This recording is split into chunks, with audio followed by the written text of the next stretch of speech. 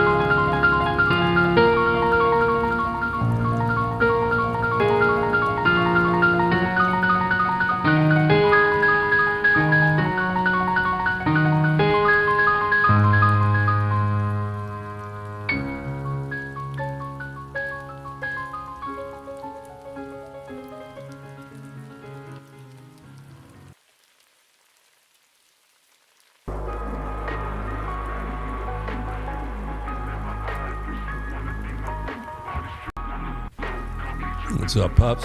How's everybody doing tonight? What's up, Salty Dog? What's up, Josh?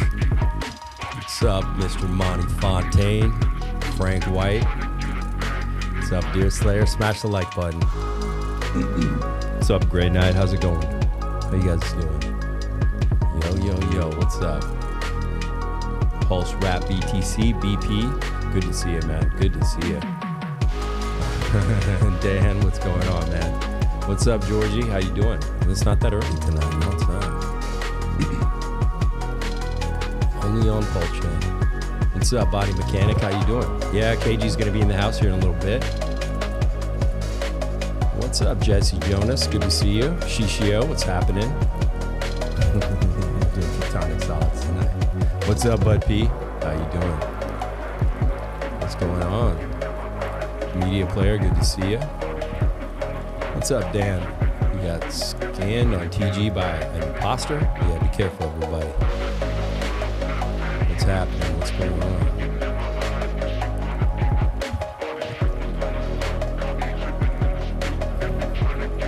Wait, are these showing up? No. Having all these weird technical things. Get rid of this for a second.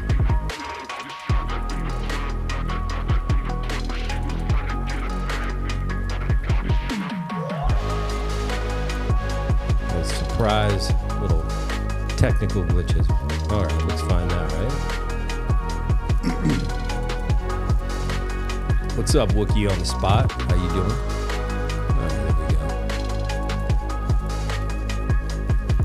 You guys are busy tonight. Grab, what's going on? Teddy Jr., what's up? Rocket Mob, what's going on? Christopher Gleason, how you doing? Deerslayer would be an epic name. I'm not hitting like until Wolf tells us how much liquidity is in his pants. All right, stick around to the end and I will tell you how much liquidity is in my pants, for sure. What's up, Far Out Aliens? T.S. Pedro, Shaztown. Did you find it? Like button is right next to the subscribe button. So if you look where the subscribe button is, and right next to it is the like button. Feel free to hit both of those whenever you have a chance. Sonata, what's up, man? Moon Mutt, how you doing? PulseChain, Data Dev. What's up, FOMO Fiend? Hennessy, The Beached Whale. Good Day at a Time. Who is Pops? It's not Pops, it's Pubs. The channel's called Saint Wolf. I swear, I think everybody over 45 thinks I'm saying Pops.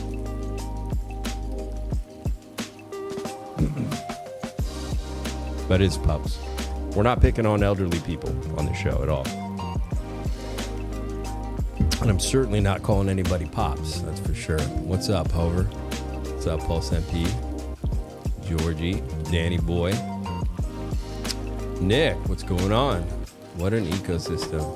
Music's loud. Bring it down, man. What's up, Chris? Frenek. We need 10s only. 10s. Oh, you got 10s. Got 10s for you. What's up, Crypto Artie? Good to see you, man. Good to see you. I hope you're ready for this weekend coming up. What's up, Surf and Coin? Ryan D, how you doing? Crypto Cat. Soleil Cucumber, what's going on? Mad Jelly, huh? Mad Jelly. What's up, Kirill? What's up? Yeah. Let's get this going. KG's coming tonight. It's going to be an awesome, awesome show tonight. We got a lot of stuff to cover. I mean, it's just been drama, nonstop on PulseChain. Drama. The reptilians are among us, first of all. Welcome them with open arms. They only want your women, don't worry. They don't want you boys. They are here. I think that's who's behind everything that's been going on. Where are we at? Well, where'd KG go? I had him. Where'd he go?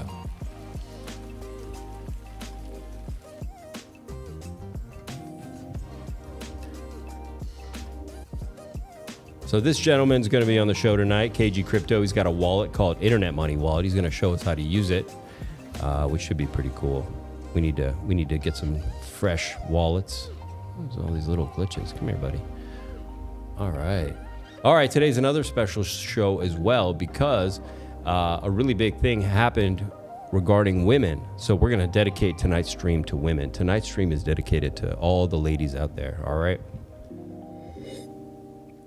Tonight's stream is dedicated to all the ladies, okay? The UK, let me get this.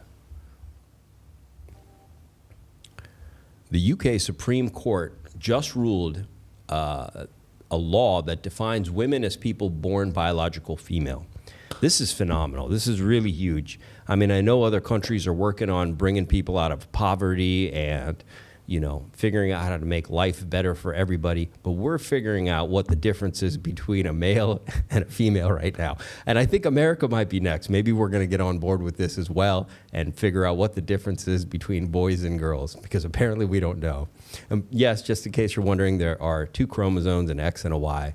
So they figured out now that every country, women are people born biological female. So that just means that you have an X and an X, right? And then if you're an X and a Y, you're a male. Now, you can express yourself however you want, of course, but that is the legal definition. So when it comes to sports and schools and bathrooms and what have you, we know women go in one room, men go in another. And that's kind of the way it is. Let's see what they're saying. Whoa. Oh, you don't have audio, do you? Come here, buddy. See if that did it. A little scratchy, I hear it too.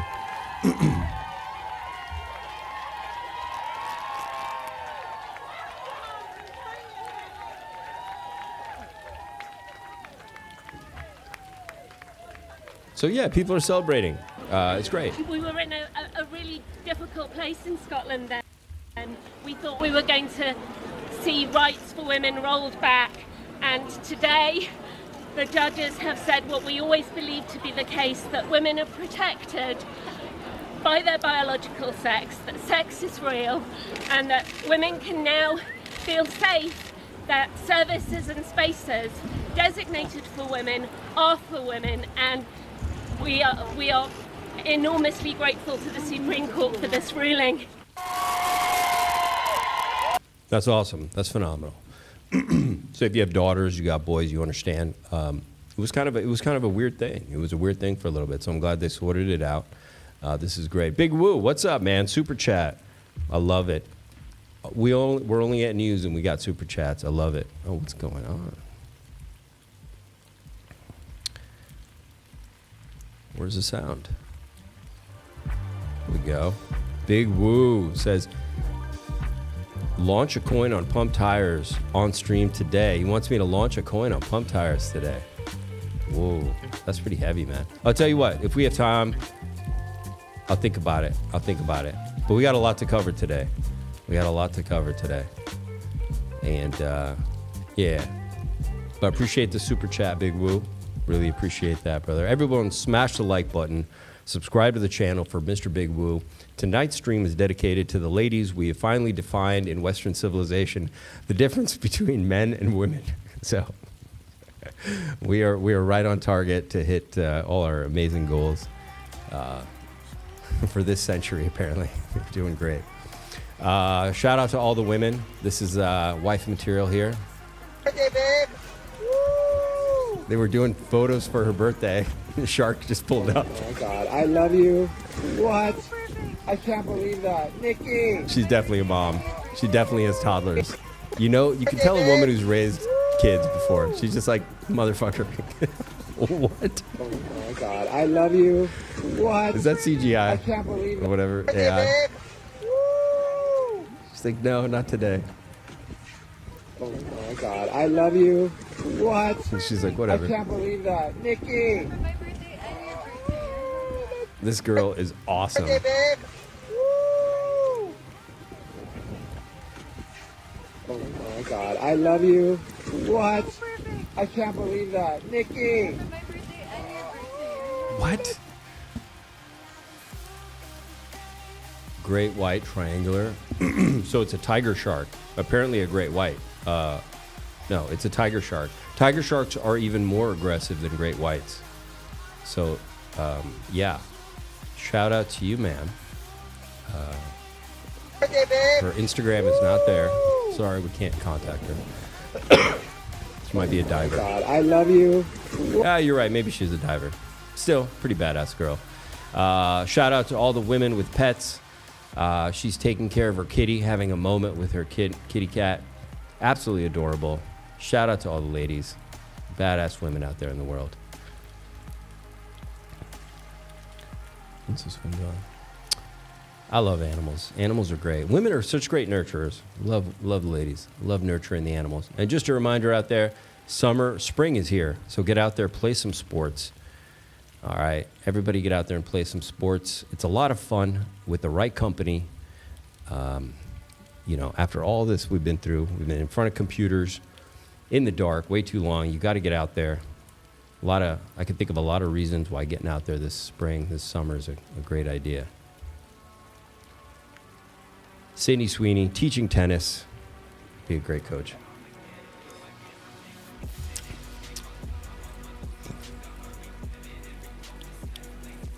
Love it. Oh, have I been liking these? Let's go back 1 second and make sure I like all these.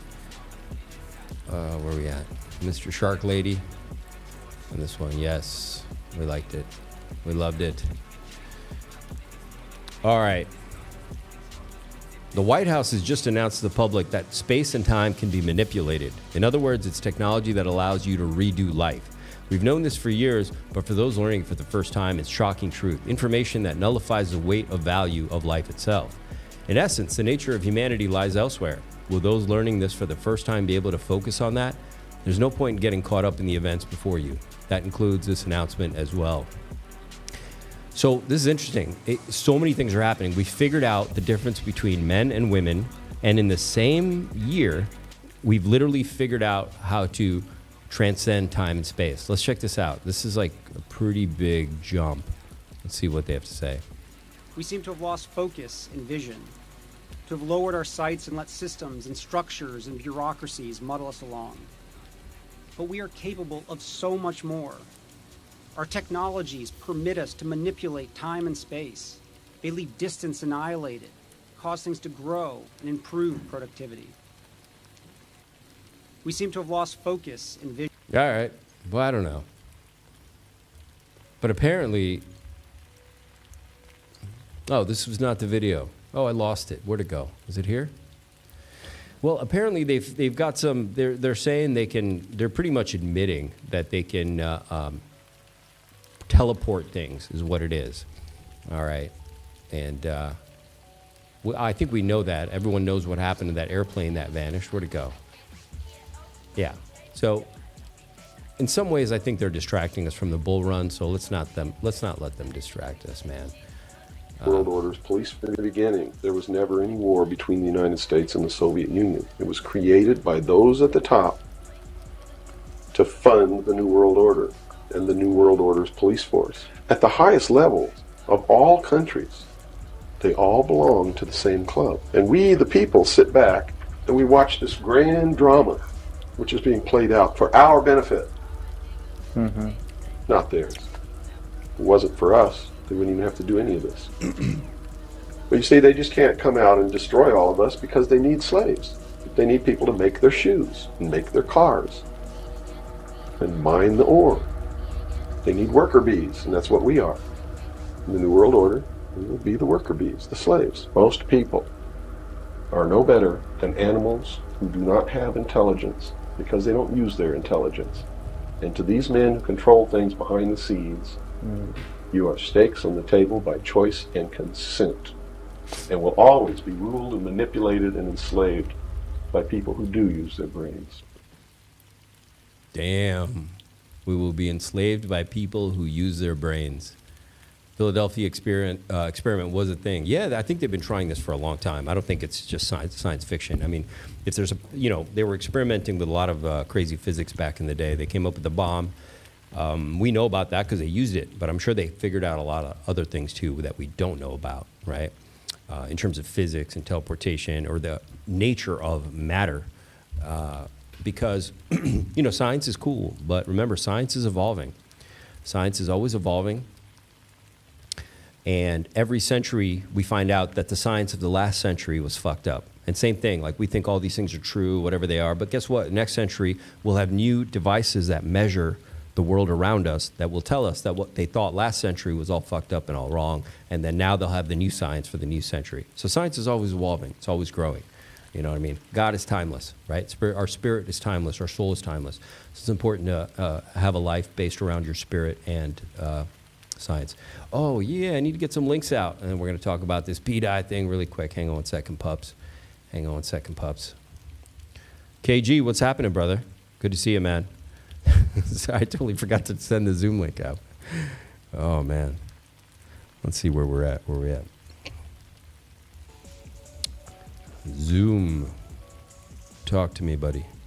Let's see if we can teleport KG into the stream. Why isn't it connected? What's going on?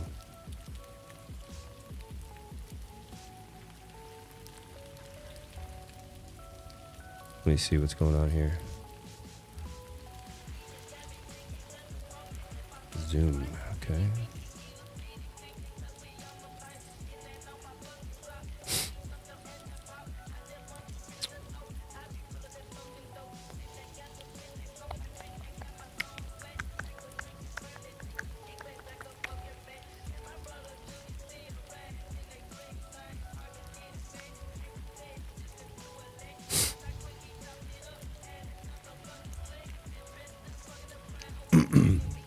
Okay.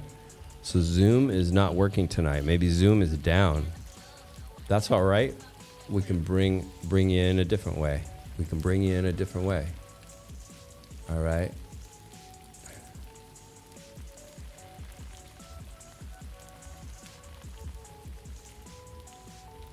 Let's see.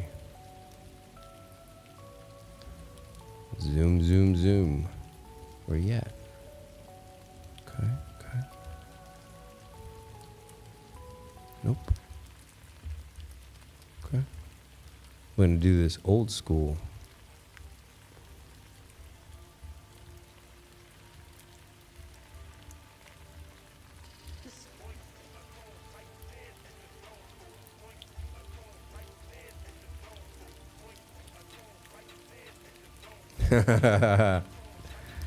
No, actually, Zoom is actually down tonight for some reason, but we're going to do this the old way. I'm going to bring in the old links.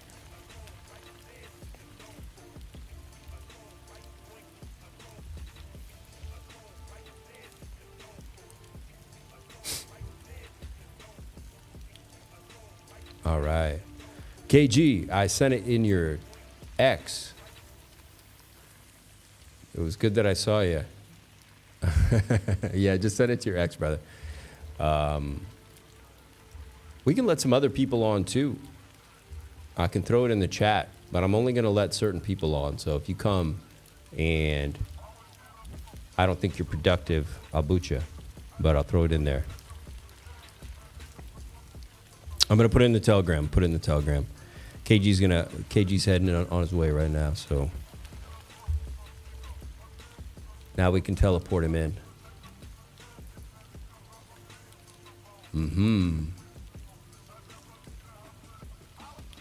You guys are a trip. pDAI.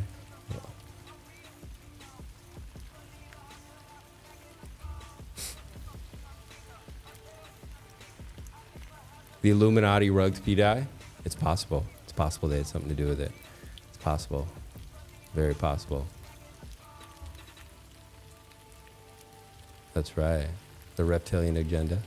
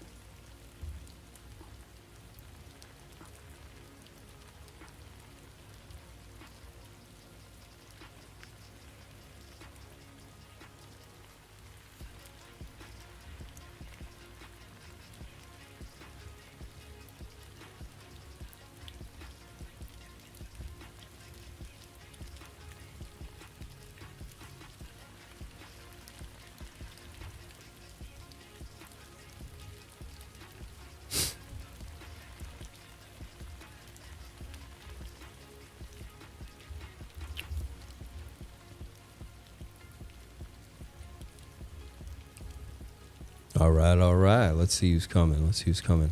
Hopefully everything's working all right. Got it. Good. Magic. Everybody smash the like button. We have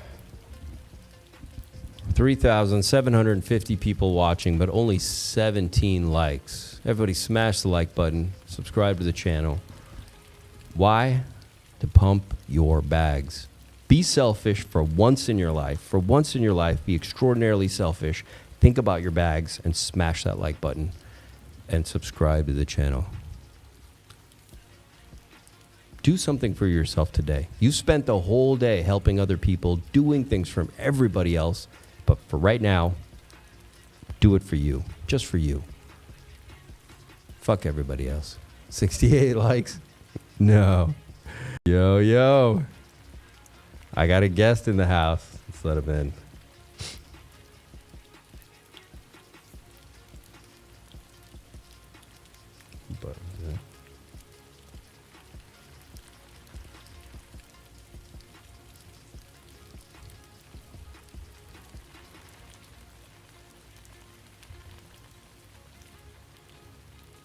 KG.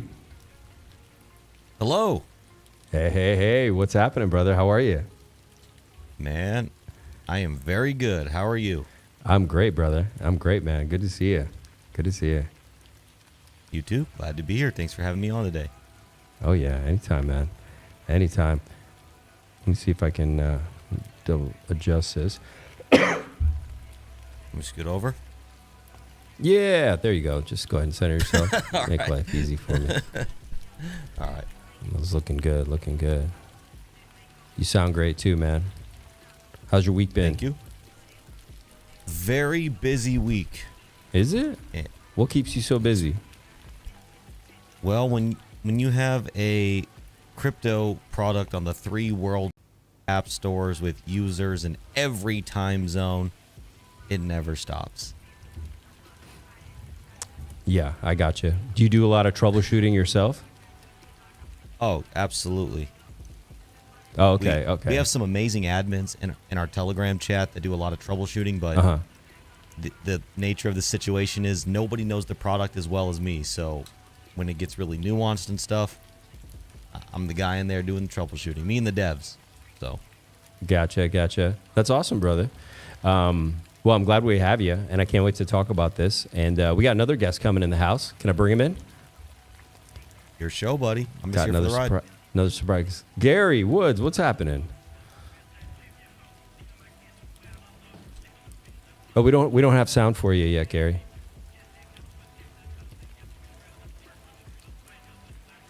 I think you're turned up on my end. No.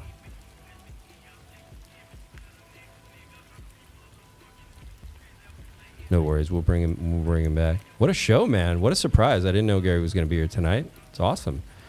This is going to be super cool. And, oh, there he is. Gary, what's up, Mr. Woods? How are you? I don't see him. You know, oh, that button. No, or not. There you go. There's the button. Hey, Gary. I wasn't sure if the microphone on these headphones are working. If I plug it in, you can hear me now, right? Yeah, we can hear you now. Yeah, we can hear you now. Hang on a second. Let me see if this is going to work or not. Give you a sec to fix that. I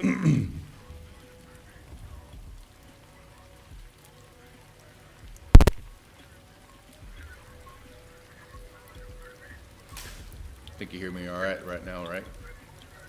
Yeah, we got you now. You probably can get you a little bit louder if possible. Probably can get you a little bit louder if possible. But Yeah, I've got you're it maxed feedbacking out back on into my the side. stream. You're feedbacking to the stream. So maybe pause the volume All on right. the YouTube feed going in. I'm using the eCam link that you gave. Yeah, Zoom was down tonight. It kind of threw me off. I don't know if what glitched out, but I couldn't get it, so I had to go back to the eCam thing. It'll take me a sec to get you guys name tags though, because it doesn't do it automatically. Yeah, it says on the bottom that I should use headphones to avoid an echo, but I don't know that this headphone has a microphone. I thought it did.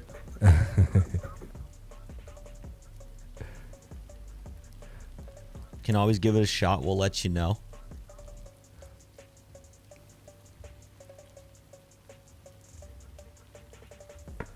I hear fine, but I don't think I'm speaking where you can hear me. I hear you. Can you hear me now or not? You hear me fine? Yes, sir. Oh, maybe that's a lot better.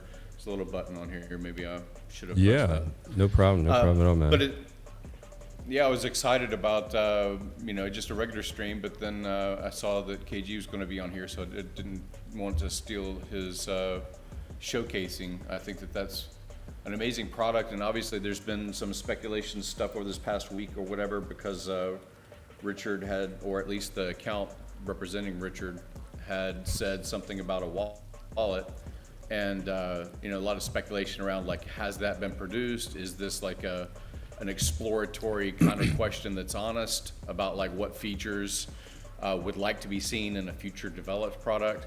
And again, I just wanted to showcase the diligent work that KG and his team have done over the years of development, the bug kind of solving and things like that they've done, the marketing effort that they've done basically with bootstrap kind of funds versus mega wealth or mega audience. So again, what you want to shout out or showcase of KG is really what I'm here for. Sweet, man. Yeah, so Thanks, KG, appreciate that. Yeah, and Gary, no, it's great to have you, man. Unless KG, you want me to boo Gary? Unless he wants me to boo you. I think it's probably for the best. No, I'm glad you're here, man. He's always welcome. Always welcome. Timing's great, man. It's good to have you guys, both you guys here. Yeah, the timing of this was great. I mean, obviously everybody knows we got booted off Rabby, which everybody loved a lot. And, it turned out that KG's been building Internet Wallet for quite some time and working out all the kinks and getting it going. So a lot of people had a lot of questions. And maybe we can just go through it really quick. Just show us the simplest way, somebody who's brand new, how they would get started. And then we can ask chat what questions they have or issues. And while KG's here, he can just address them. Because I guess any issues you have, it's probably the same issues we'd all have. And this app is, or the wallet is for Mac and PC? Yes, as long as you are using Chrome, you can download it on any computer. You can also download it on your iPhones, iPads, and Android devices as well. Awesome, man. Yeah, man, walk us through here. So obviously somebody downloads it, and then what should they focus on here with the website to learn it? Well, we're going to do some website revisions. Website's a little dated, but if you'd like, I can show you the wallet if you want me to share my screen. Yeah, dude, you can totally share your screen. I can throw it on. All right. Yeah, website updates inbound. Okay. But all right, here we go. So I have the wallet pulled up on screen I'm not going to go through every single feature and, because there's a lot going on, but your first question was, how could someone get started? Well, if you're a current MetaMask user or Rabby user, we actually have a tutorial on our YouTube channel showing you how to transition from those wallets into Internet Money or use them simultaneously if you just want to give Internet Money a try. The Internet Money wallet works with all Ethereum or EVM chains. So if you're used to using a chain on MetaMask or Rabby, it's going to work within the Internet Money wallet, with the main difference of being native to and optimized for PulseChain. So, a lot of people are reporting stuck transactions on other wallets. We don't really have stuck transactions on PulseChain within the Internet Money wallet because we're optimized for it. Small things like that are what optimized for PulseChain means, right? So when you first download the wallet, you're not going to have to, you won't have money in it. I put a little money in this one, full disclosure. But you'll be natively connected to PulseChain. So users won't have to enter RPC settings or do anything like that. You're already in. Now, the fastest way, if you're in one of our supported countries or jurisdictions is you can click this buy button and just buy PLS with your debit or credit card or Apple Pay or Google Pay. Now, this isn't supported worldwide yet, but it's supported in many countries and jurisdictions. So that would be download the Internet Money Wallet, pull out your debit card. You bought PLS. You're in 5 minutes, right? Awesome. This feature does work in more countries for Ethereum and Base and about 20 other blockchains as well. So if you're trying to get into other chains, not just PulseChain, there's more support for that. So that would be the quickest way. The second quickest way would be, let's say you already have some Ethereum or BNB or something else. You can come here to our change feature and you can swap that. There's about 25 different networks that you can swap right into PulseChain. Same thing, out of PulseChain into these networks or in between all of these networks. It doesn't have to just be PulseChain, right? So the change feature is our cross-chain swap feature. That's a really easy way to move in and out of these different networks. While you're on PulseChain, or we also support this feature on 6 different networks, we have our in-app swap feature. And that's a really great way because we got degens over here. Let's be honest. I'm a degen myself. I'm always swapping. It's the nature of the game. But one special thing about our swap feature is that on PulseChain specifically, we aggregate more liquidity sources and dexes than any other place on PulseChain. There isn't another place on PulseChain that gets you access to as much liquidity as the Internet Money Wallet. That is a statement of truth. So when you do a swap within the wallet, which if you guys care to see it, I could show you, we search 15 different sources, present you all the prices, and you can ensure that you're getting the best price. And a lot of times you actually end up with more tokens than you would have going to any one particular DEX. So it's pretty higher yielding almost always. Now, we also, again, have that same feature on 6 other networks, but it's most optimized for PulseChain because that's been our home base. Another cool feature for everybody, really, is if you click on Add Token, we have this list of popular tokens preloaded with contract addresses, so you don't have to know the contract address. And we have over 300 tokens on PulseChain preloaded. We build out this list for all networks, but again, PulseChain's the most robust. So over 300 tokens, don't need the contract address for. And of course, you can import any token as well.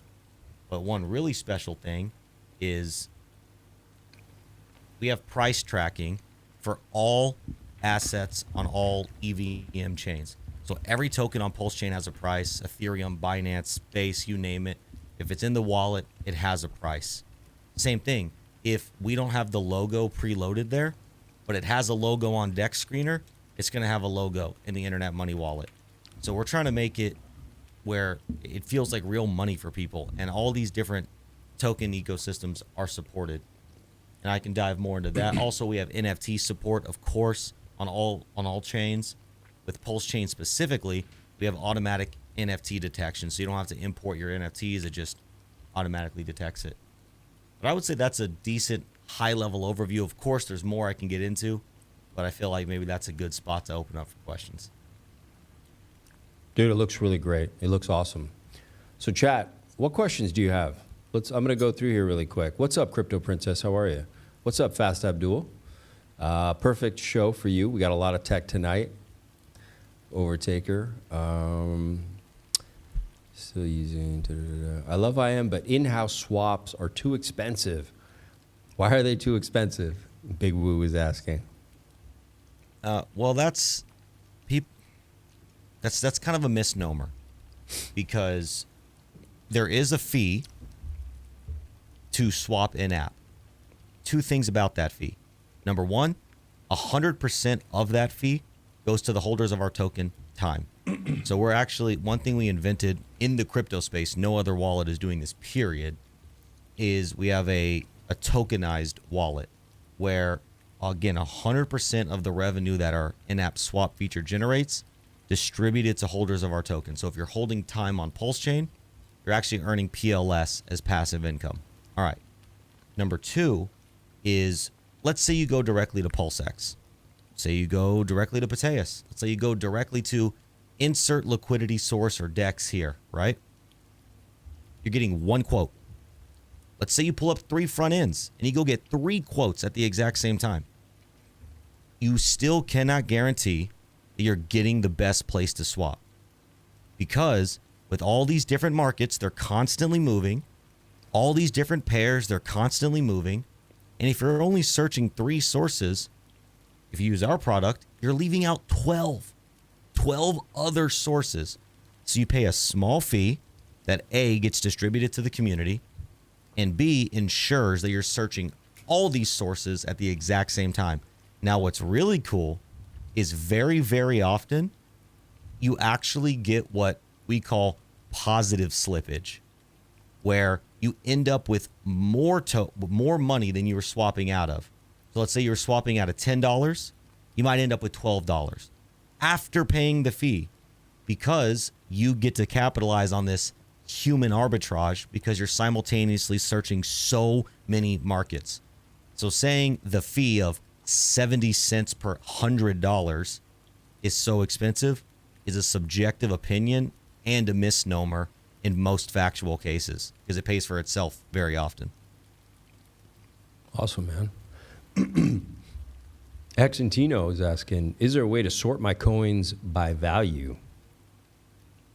Not yet, but that we actually have been getting that request more and more recently, so yeah, it's moving up on the roadmap. Okay, good. That's a good one. Yeah. How does it connect to PulseX, man? I think I had some issues with connecting it to PulseX. I wonder if I was doing something wrong. Is it possible you can kind of walk us through that? Sure. Yeah, and so we have a tutorial for this, and you can connect the dApps, of course. We use what's called Wallet Connect, and what most people are used to when using MetaMask, let's say, is a different dApp connection style. And I'm not going to go too deep into the technicals there, but really it's just learning a new flow. Now, we are working on right now implementing that same connection method that MetaMask uses. So it's going to become the experience that everybody's used to, but Wallet Connect was, I dare say, a couple weeks. 2 more weeks. Don't say 2 more weeks, man. I dare say.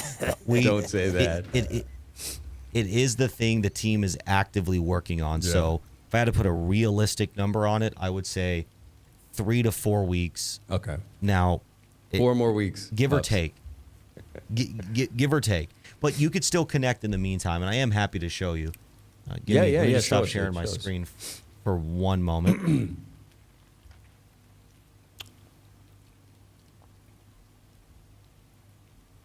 Someone's navigating to PulseX. Okay. Oh, we lost your thing. Yeah. You're going to bring it back, though, right? Yep, it's back. Yep. Okay. All right. So here I am on PulseX. Okay. All you have to do is click. Make sure your Internet Money wallet is opened. Okay. Right. You can see it's open here. Okay. Click Connect Wallet. Okay. Click on.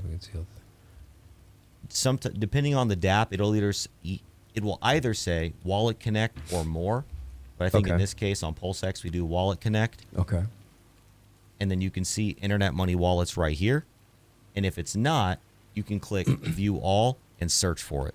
When I did it, it didn't pop up, and I went to the search all, and I even typed in Internet Money Wallet, and for some reason it wasn't there. Now, maybe I needed to restart my computer. I don't know, but it wouldn't show up. Is that an issue anyone else had? Not to my knowledge. Okay. I don't know how long ago you used it. Maybe we were experiencing a bug at that time. It was just special for me. I'm not sure. Again, with wallets, and there's so many nuanced cases with operating systems. Right. Just all different things. So then you just click on it. It'll prompt the wallet open. If I had more than one account, I could select the account I wanted to connect. Connect. Wallet connected successfully. And I'm connected. That's it. So it's just a couple different buttons than people are used to. Very easy. Perfect. Internet Money is DeFi. It stores 0. Okay, he's just helping people answer. Gory is asking, does Internet Money have support for hardware wallets? We do.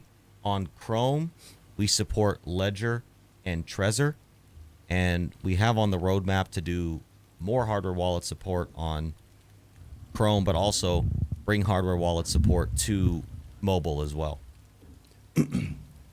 Archie's asking, the only issue I have with internet money is I can't use Power City or stake Hex with it because of the Web3 upgrade. Is that a thing? I'm not sure about the Web3 upgrade, but for Hex, so the main Hex website, go.hex.com, they only support the MetaMask style of connection. So you cannot use Internet Money Wallet on the main Hex website. So the website that people use for Hex with Internet Money Wallet is gopulse.com/Hex. That's a Hex staking front end that works really well with Internet Money Wallet. And as for Power City, I'd have to look into that specifically. I don't know what the issue would be there. But again, very soon, we're going to have Wallet Connect. We're going to have this MetaMask style of connection. We're going to have an in-app browser on mobile. So there should be a reality very soon where there isn't a single dApp in existence that doesn't work with the Internet Money Wallet. Great. It's awesome. Big Woo is adding that the IM swap, Internet Money, is the lowest in the industry. Also, when you swap in the wallet, it burns Hex, PulseX, Ink, and more. Is that true? That I don't know about the lowest in the industry, but I can say that it is lower than MetaMask and Trust Wallet and other major competitors, right? Okay. So we are very competitive in our swap fee. And again, everybody else who has a swap feature, they as a team keep 100% of that. We as a team distribute 100% of that. So it's a very community growth model that no other wallet has. As far as burning Hex, PulseX, and Ink, that is a true statement. So this is our buy and burn, which is working for our token Time and a few other tokens in the ecosystem as well. And we can dive as deep into the tokenomics as people want, but basically 100% of the in-app swap revenue is distributed to time holders. And users can choose to deposit some of their time into any one of these buy and burn contracts. If they do that, the rewards or dividends, as we call them in our system, instead of going to the user, it would go to this buy and burn contract.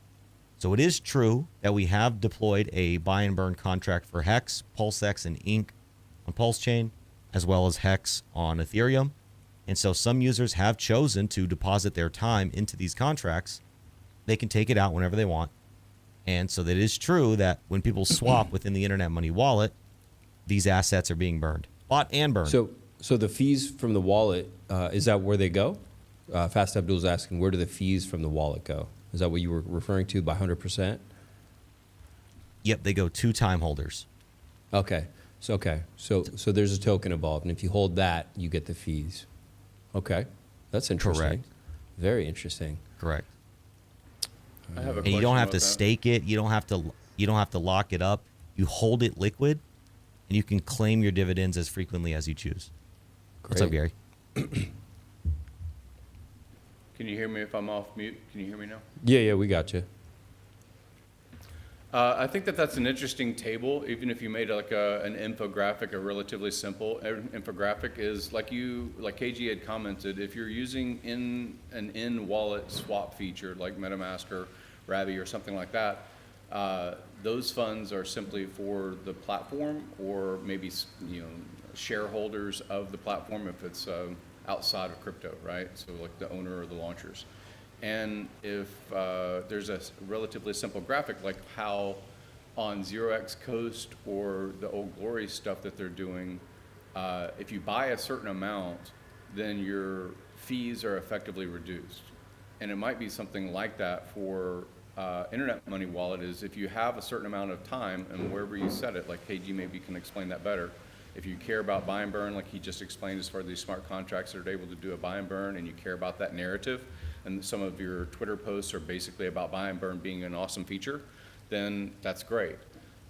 If you're basically saying you want to reduce your 70 cents per $100 worth of purchase, and you want to reduce that fee because that is the bug in your bonnet, the bee in your bonnet, and you really care about that, there might be a certain amount of time that you would buy and hold, or buy and, different mechanisms that maybe KG can explain, and say, okay, now I am reducing my fees to be even underneath all other wallets. Like, there might be something you can explain a little bit easier in a graphic, is kind of my point. That's a really good idea. Buy X amount of time, and then effectively your swap fees are rendered zero. I think that's the really approach that Xerox Coast was doing back before they launched their product. Was basically, if you held $300 or $400 worth of their token, I think it was pre-launch or something, but if you held that, then effectively your onboard or offboard cost of using them as a fiat ramp was effectively zero. So like, maybe look at those mechanics, or if that's real time, needs to be updated or something like that. But I think that that's a good marketing for the time token. And then when you've launched on other platforms, not just PulseChain, or if you go to other L1s and things like that, you might explain your strategy on it. I have other questions about like how you develop decisions about the direction that or development time that you put toward new features. And I think that a lot of the issue that has been in the past of a new wallet being launched has been about trust factor. So if it comes from consensus, then people say, hey, that's billions of dollars worth of development. They don't want to harm the ETH price. Basically, at the end of the day, Ethereum is harmed because consensus fucks up. So there's been that narrative, and I think that it even gets anchored to Richard Hart if he's going to launch a competing product in the wallet space. So like, if you were to walk through a little bit of like how you come to consensus between you and your co-founder, or you and your development team on basically transparency. Like, you've been amazing with transparency and openness, open code. I think that you go through a process that many that choose to remain anonymous or non-KYC, that they would have more challenges. Like, you get onto the Play Store or the Apple Store, you launch a Chrome extension. Like, there are things that are amazing features that your very small team has developed over the past 2 years and launched, that I don't think a lot of people grasp when it comes to the headwind of being a wallet that also has a financial element to it, that's tokenomics.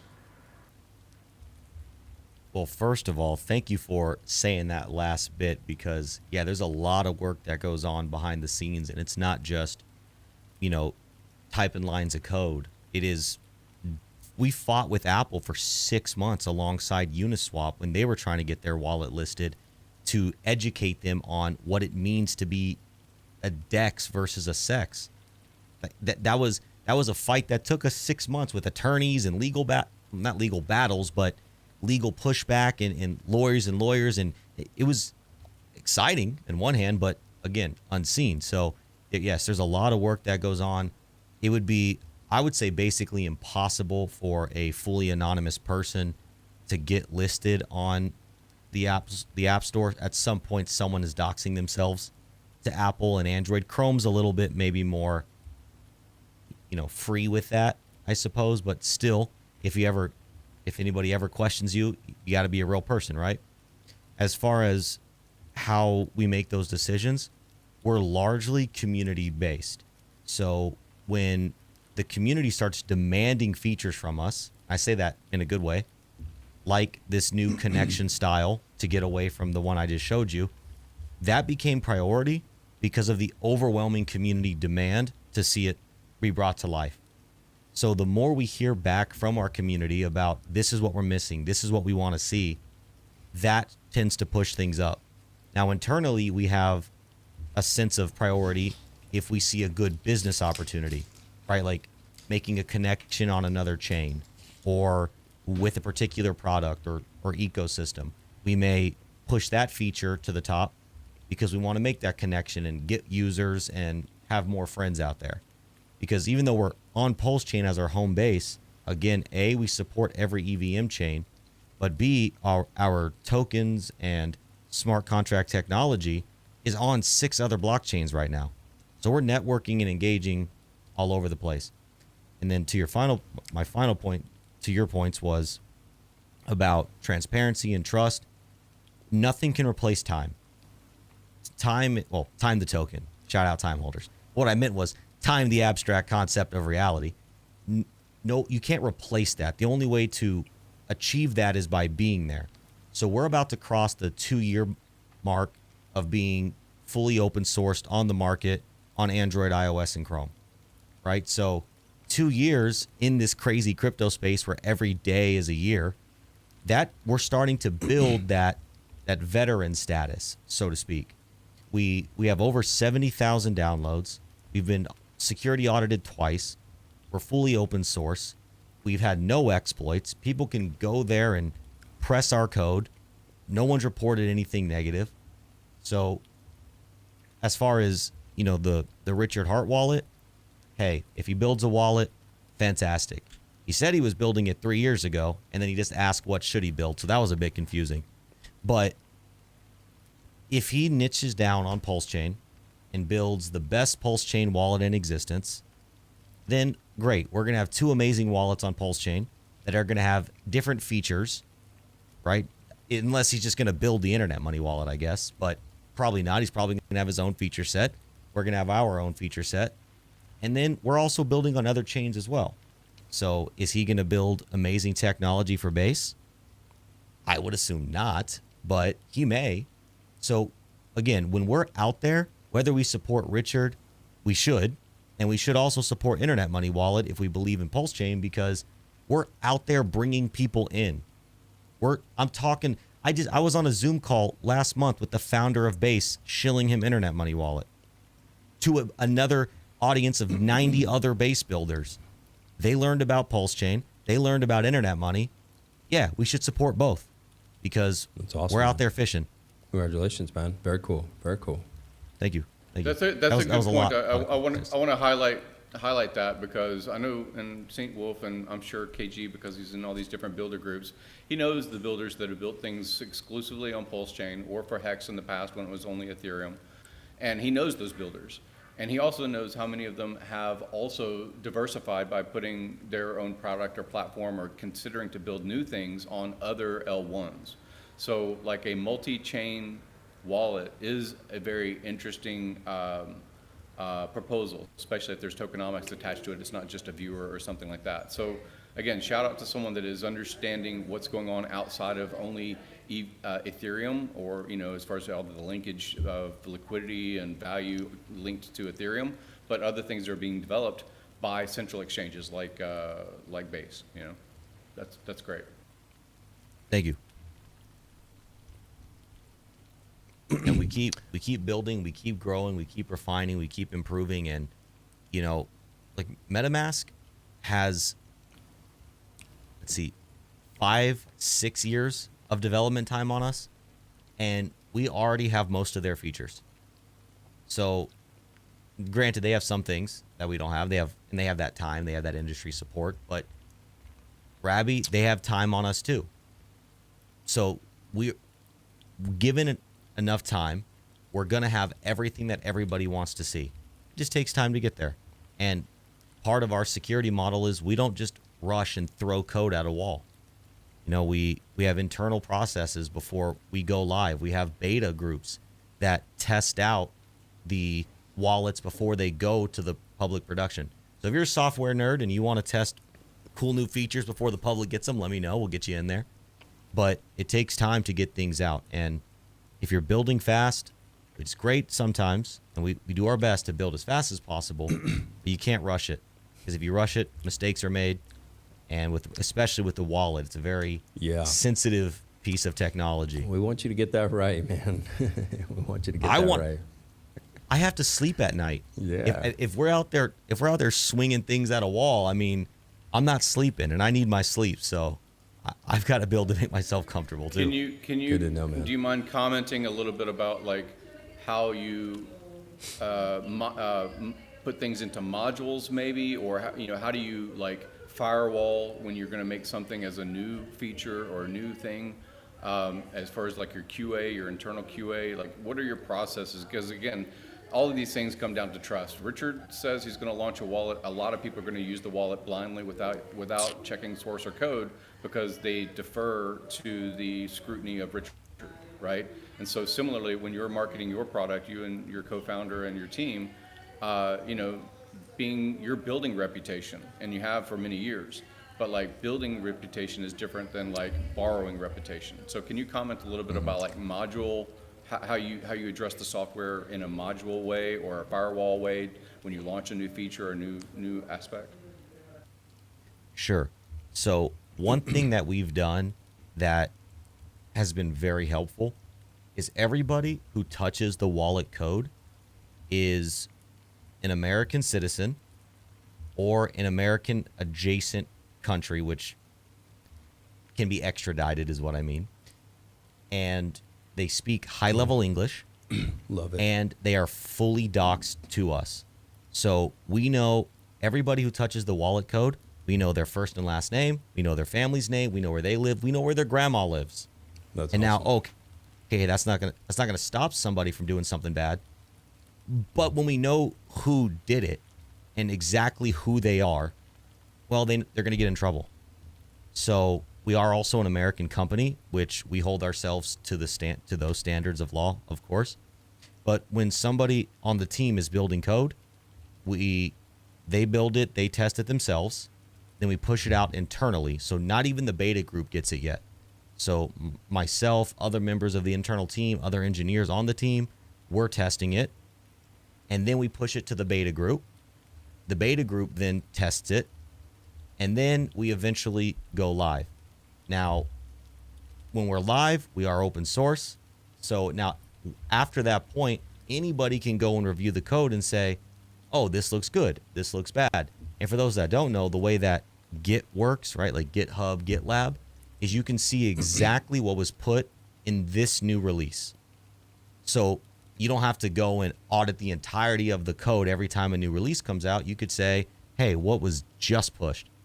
So not only that, but our internal team, beyond knowing they're going to be held to the full extent of the American law if they do something bad, they know that there's other engineers who are reviewing their code every time it gets pushed that aren't on the team that would want to catch them or whatever, right? Due to the nature of open source.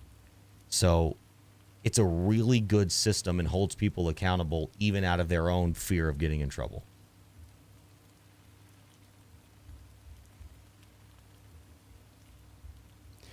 I really like that you use people you know, and you don't use people that you can't get a hold of, that you can't hold accountable. I think that's very cool. You don't have anybody touch the code at all, huh, from any foreign country or without someone who's out of arm's reach, so to speak. Nothing, huh? Everybody who works on the wallet right now currently is an American citizen living in the United States. Yeah, that's we great, have man. one engineer on the team who, for instance, just built the stats page, does some other cool, quirky stuff on the back end side of things.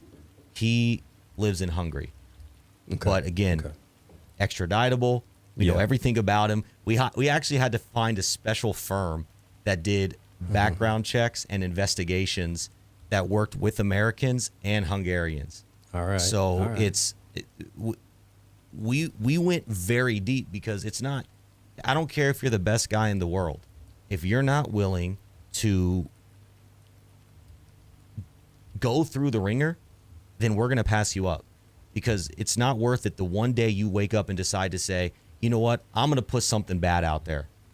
It's just not worth it. Now, if someone stops answering our phone calls or does something bad, I can get on an airplane and knock on their mom's front door. So it's like that's the reality that helps me sleep at night. Not that I'm going to do anything malicious, but you know what I mean? It's just that we know who people are, where they are, what they're doing, and it holds them accountable. Man. I love it. I love it. Everybody smash the like button. We have 3,917 people watching, but only 5 likes. That is crazy. Come on, everybody. Smash the like button. Do it for yourself. Pump your bags. Pump KG. He's building some really cool stuff on PulseChain. And subscribe to the channel if you can. Now, Brendan Cullen has a cool question. He says, can you demonstrate connecting the bridge? I've had issues, he says. which is kind of, There is was that a what we no- did on the PulseX thing? Is that what we were talking about earlier? Or to the bridge. No, he wants to connect right to the bridge, yeah. There's a known bug on the main PulseChain bridge that's out of our hands right now. And it has to do with Wallet Connect. The PulseChain team's aware of it. They're working on it. So you need to use another front end called Token Express, and we have a video tutorial on our website. But if you go to bridge.pulsechain.com and you scroll down to the bottom, there's this other link down here called Token Express. It's still built on top of the main PulseChain bridge.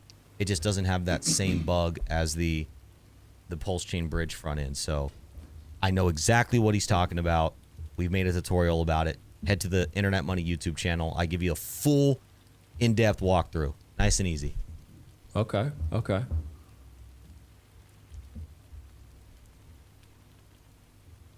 How many people are on the team? Like, how big is this group that's making all this? Let me see. We have 3 engineers right now that physically work on code. Okay. And then we have 2 other engineers in our network that we bring on when we need them to do more specialized, moment by moment things, I guess you could say. So a total of 5 really engineers working on it, but 3 more full time. And then of course we have a designer who's working on some other stuff. And so we want to allocate him to the website and stuff soon, but Awesome, man. That's great, man. That's really great. What did I miss, chat? But we slimmed down. You slimmed down. Do you mind to give a comment on the number of hours, like your best guess, your educated guess that goes into developing what you have developed so far? Like, in the sum of effort and the sum of concept, like again, to pitch a new wallet like Rabby did, right? They came up with a new wallet, a new interface at least. I don't know what they forked. I don't know what they started with as far as like base, but can you make any comment about like the sum of time that's been put into this effort for you? All right, let me see. So there's 9,000 hours. 9,000 hours in a year. So we've been working on it for 3 years, so about 27,000 hours. I'd say out of the last, 27,000 hours. Well, hold on. Okay, if one person worked on it full time for my brain power, thought power, words I've spoken, keys I've clacked, hands I've shaked, distance I've traveled, I alone have probably put in 20,000 hours minimum since we started this. And that's just me. My co-founder, he could probably say the same. I'd say easily 300,000 man hours have been put in to this wallet in some way, shape, or form. That's amazing. And that sounds crazy, but it's like incredible. That's incredible, man. Sometimes even before putting in a feature, it's not just like, all right, we're doing it. We might philosophize on it for a week. We might have hours and hours and hours of phone call, live streams, all this stuff just to say, okay, let's do it. So, yeah. That's awesome, brother. Oh, congratulations. Did my best man. guess, Gary. Yo, let's do this. We got a super chat, and you got a shout out from Hex Monkey. Do you know who Hex Monkey is? KG? I do. Shout out Hex Monkey.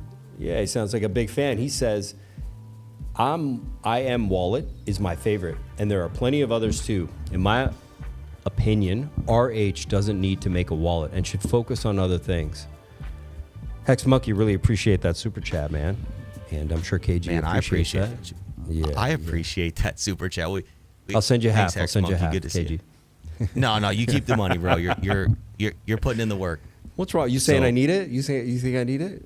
What are you saying? No, I'm saying you deserve it. There's a difference. Thanks, Hex Monkey. Appreciate it, man. Yeah, man. You got a lot of fans here in the chat. A lot of people using it. 300,000 X and still going. 20,000 hours at $5 an hour. Any other questions you guys have out there in $5 an chat? hour. Oh boy. What do you got? Well, What other if I questions could you guys say have? just one follow-up point to Hex Yeah. Monkey there is, first of all, appreciate you, man. And also, you know, I'm sure that if and when Richard builds a wallet, it's going to be a great wallet. Yeah. But the thing is it's still a piece of software. You can't build a perfect piece of software. That's why we're on Windows 11 when we started with Windows 1. It just always iterates and new bugs and new this and new that and new. You're never going to have a bugless piece of software. It just doesn't exist. So we put a proposition out there to Richard, and if you're watching, let us take on all that burden for you, brother. Let us be the wallet guys, because it is more than it's a triple full-time job. It's a lot of work, Never right? stops. It never stops. I'd like to echo that. If community were to support KG with enthusiasm and his team, that'd be amazing. If RH were to acknowledge directly, I think maybe there's been acknowledgement before about Internet Money Wallet, maybe on Twitter or something like that directly by Richard, because I think I've seen KG respond to it. That'd be amazing as well.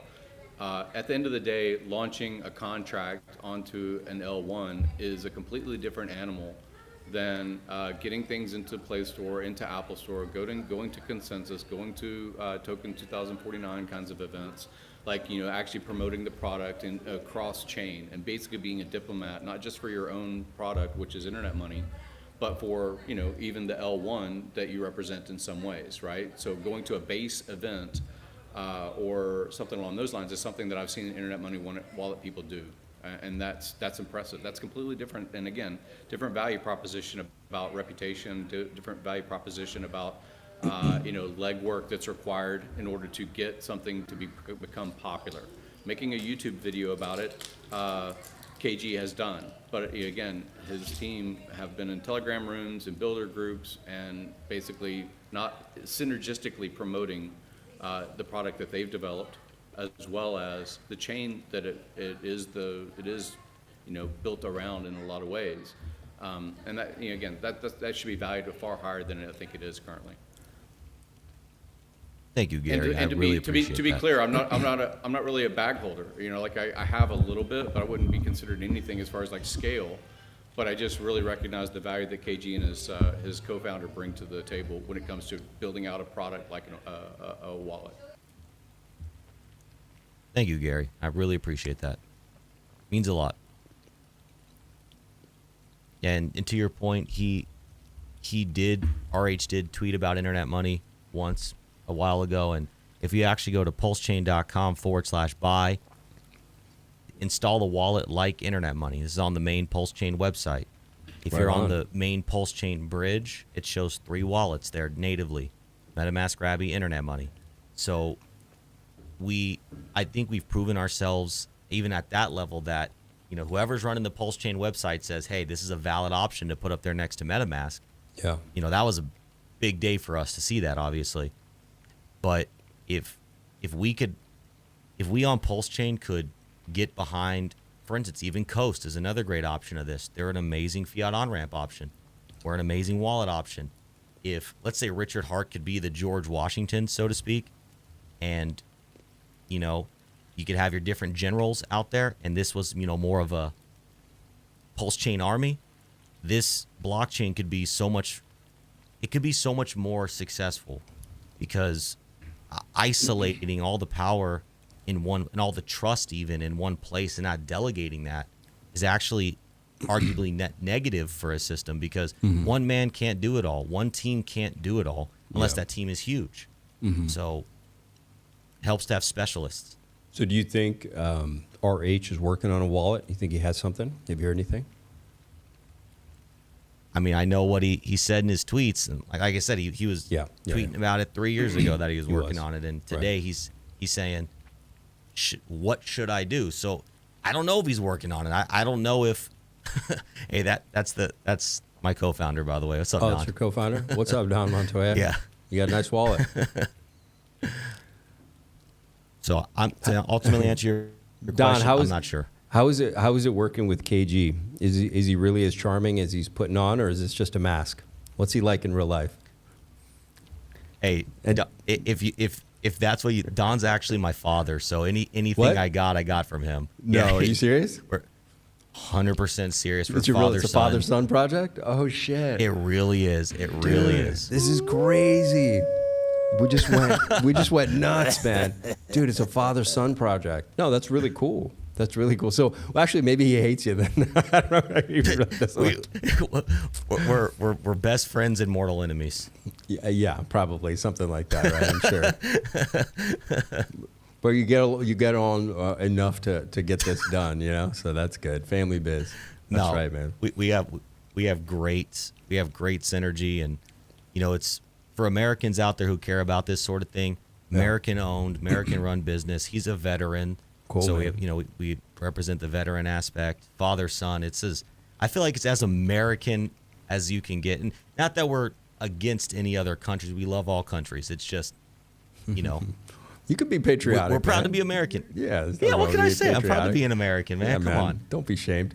Yo, stroked out. We're gonna get to it. We're gonna get to that, man. We're getting to pDAI after this. We're getting ramped up. But this is super cool, man. It's a father-son project, man. Really cool. You guys are cool, man. I like the narrative around American-based again because some of those characteristics have been highlighted in the recent crypto content from the federal level, from Trump level, and things like that. So, you know, to show that they've been developing for 2 years, that they're people that touch the code are Americans. I like, you know, again, it's very biased because I'm an American, but I think that that's awesome. Yeah, that's a good point too from the regulatory standpoint. America's very bullish on crypto right now. And you have Donald Trump saying we want to support American crypto companies. We want crypto innovation in America.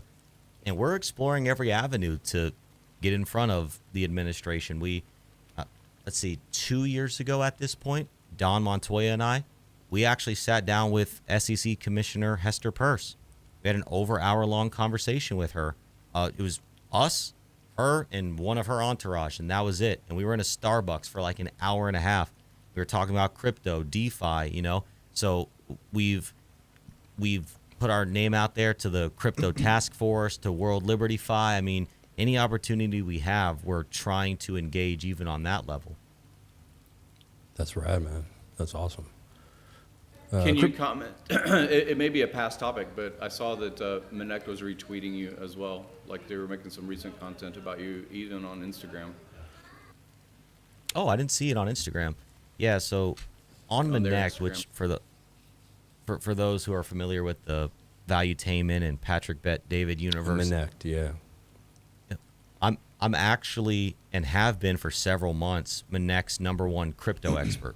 So what's cool is on the homepage of this app that people are going there for whatever, there is KG internetmoney.io on this app as the #1 crypto expert. So it's been really great. I've made a lot of connections. I've done a lot of networking that way. People reaching out to me asking just basic crypto questions or basic, advanced. I've had some crazy advanced ones. I've had some repetitive basic ones, but building relationships there and constantly doing my best to expose them to things that I believe in, like internet money, you know? So we're continuing to find avenues and ways to network, engage, build brand, build trust, build reputation in ways that are sustainable and engage new audiences. We had a question back here from Crypto Ewok. He said, any way to integrate ZK into send function to give some privacy? Privacy. That is become That's the thing. That has become a more requested feature in Yeah. recent history. Yeah. And one thing we do for privacy, short answer to you, sir, yes, consider it a high priority. But one thing we do in the realm of privacy is we don't collect any data as a product. So I actually don't know of another wallet in crypto, period. Feel free to correct me on this. I haven't found one that collects no data. So why that's important is, well, we can't get data breached. Well, if they do, they'll find an empty basket. If we need to comply with the government, hey, give us all your users' information, we can stay in compliance and still give them nothing. Right. So which is another element of why sometimes we build slower, because when products collect data, they can get instant feedback on things. We, in many ways, rely on user feedback. So we collect no data. We care about privacy. ZK on the roadmap. Awesome, man. It's coming. It's coming. Man, KG, you guys really built something really cool, and it was really great to have you too, man. Like it took a second for us to line up. I've been trying to get you on here for a while. You're a busy guy, but that's probably a good thing. Yeah. Appreciate you. Thanks for having me on, and I appreciate your patience on it. Yeah, man. Couldn't wait, actually. We're going to look at some charts, and obviously we're going to look at this pDAI thing in Atropa, of course. And can you stick around for a little bit? But I totally understand if you got to run, man. Yeah, if you're cool to have me stick around, and I'll kick us off on this pDAI Atropa thing with the cool stat real quick. Let's do it. We're going there right now, so let's go. Take us there. All right, so to kick us off, this is our new stats page, and we have this stats table down here that shows volume done within the wallet, and you can sort by network and time frame.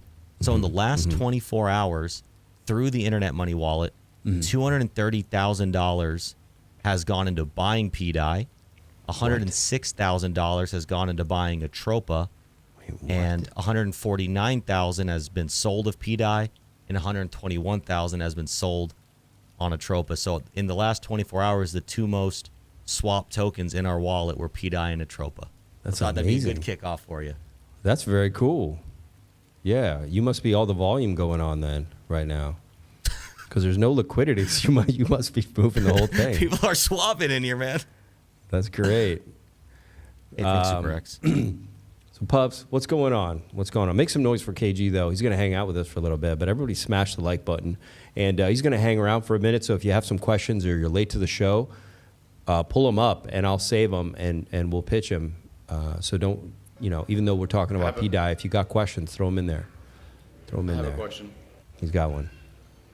Out of the tweet that's recent of features that would like to be seen in a wallet, one was export to Excel, maybe full transaction data. Is there anything like that from that tweet, or other ideas that you think of as like a ranking of priority to build out for Internet Money?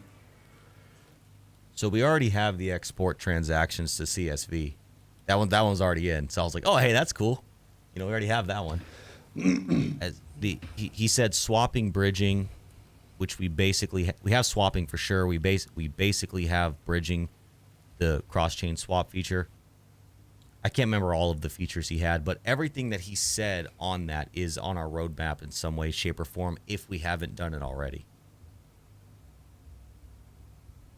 What is the best thing that can support your wallet? Is it if Richard promotes it? Is that do you think that's high value? Do you think funding, directly funding somehow the development of these features? What's an action plan for people that want to support the wallet? And really quick, guys, I'm going to take a quick 2 minutes, but I also put up another quick by that body mechanic, and I'll be right back. Okay, thanks, buddy. Yeah. Yeah, Gary, ultimately to answer your question there, I mean, if RH started, really pushing the wallet or just supporting the wallet from a social perspective, that would then, probably make everybody else in the ecosystem more encouraged to do so. We already have a ton of support. I mean, like SuperX just said, he's shilling on TikTok, shout out. But yes, that would be very impactful for us. If, you're not RH and you want to be supportive, social support is huge, because as we get more users, we can then grow, obviously. And if you're somebody that wants to invest with us or help from a financial perspective, yeah, I would love to talk about that, because building and maintaining isn't free. I got to step away for a moment, but I'll still be listening into what you say. Can you plan? What's your game plan for the next 6 months? Let's say not just speculatively, where do you want to put your own speculative interests, and then what do you think the next 6 months for Internet Money wallet will be as far as developing out? And I'll listen, but I'm going to be off camera. Sure.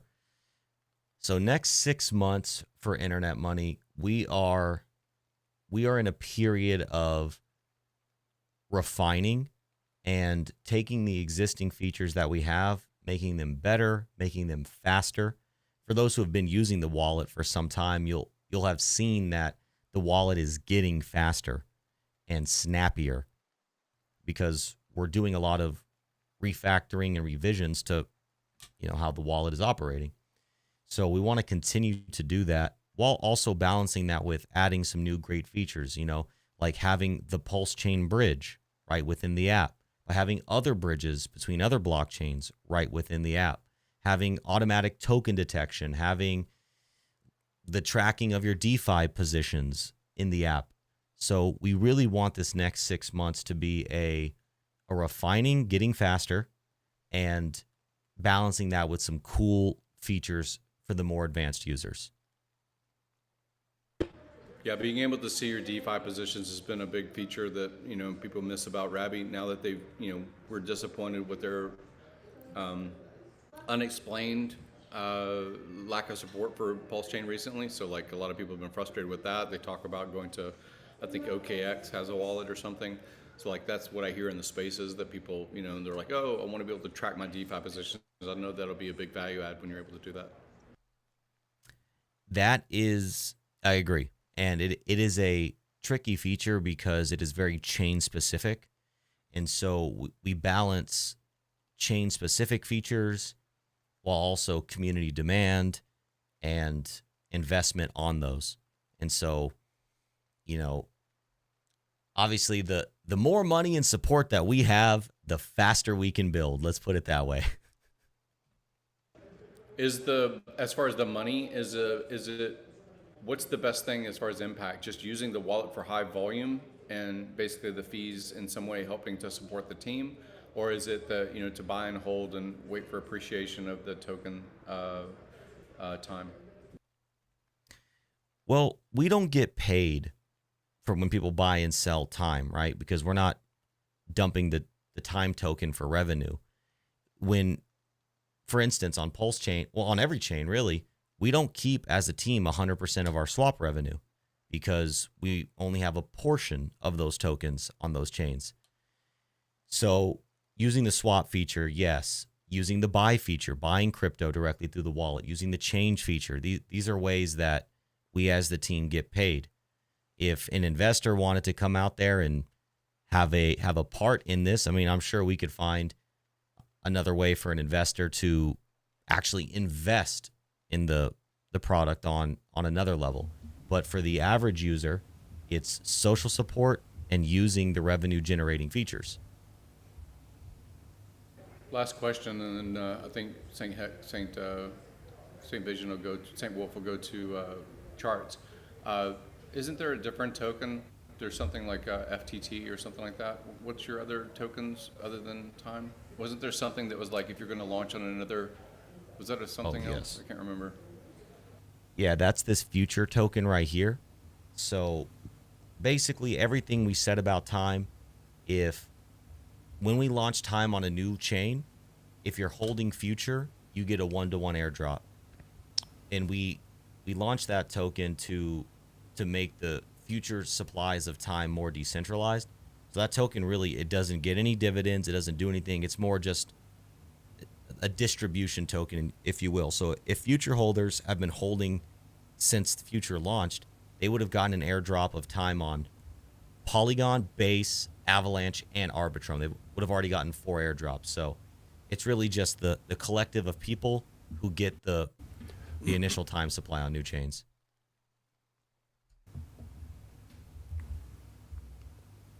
Jesse Jonas is asking, you're not able to see your wallet dollar balance on Internet Money.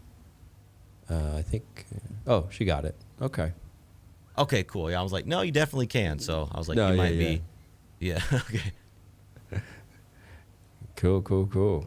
But you guys keep the questions coming. He's going to hang out with us for a little bit. We'll roll into this. Let's see what's going on. We'll start here in... nope, we're not going to start there. Before you talk too much, so I don't understand your bias, whether you're positive or negative, are your nipples pegged? Are they not? Like, you know, I want to survey the room. I don't like to talk about my nipples on stream generally. But I do hold pDAI, and I have since 2023. It's no secret. I hold pDAI, yeah.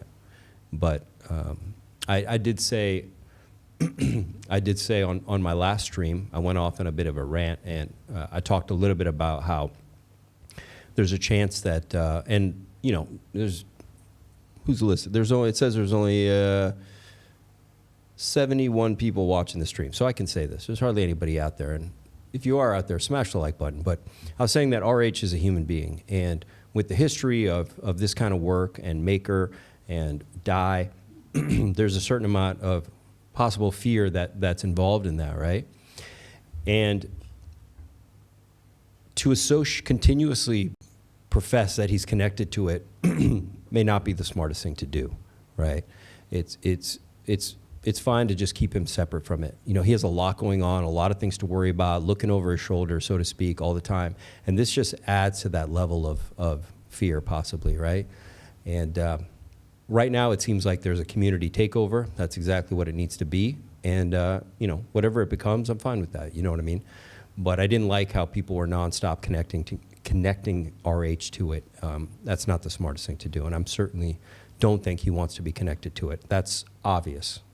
So yeah, that's all I have to say about that. We got somebody else joining us. Can I bring somebody else in, gentlemen? Give me a second here. Your stream, buddy. It's somebody you guys know. So I got to do this a little differently, though. Everyone's going to get a little bit smaller. Let's see. Where are we at here? But if you make us smaller, then how would that impact my ego? That's what you guys are going to have to fight it out. We don't have much of a choice. Let's see. What do you think is more important, KG, your ego or your id? Which one should win? It should be a fine balance between the two. What's happening, brother? So fast, Abdul. I'm here for the tech. Oh, we got a better thing for you. We had a good picture for you. What happened to it? Where's it at? Yeah, the cool cyber tech one. Good to see you, KG. Good to see you, Gray. I think everybody should use the background of the rubber room that Richard was in. What was this Christmas video?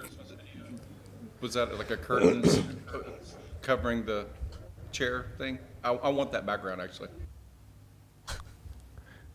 Which background was that? The all gray cloth one. I thought it was a Christmas video, but I can't remember which one it was. Oh, it was like all gray, yeah. and the chair, the throne was covered with a gray sheet. I forgot what it was. Yeah, we got a better one. That's not the right background. Where's your background?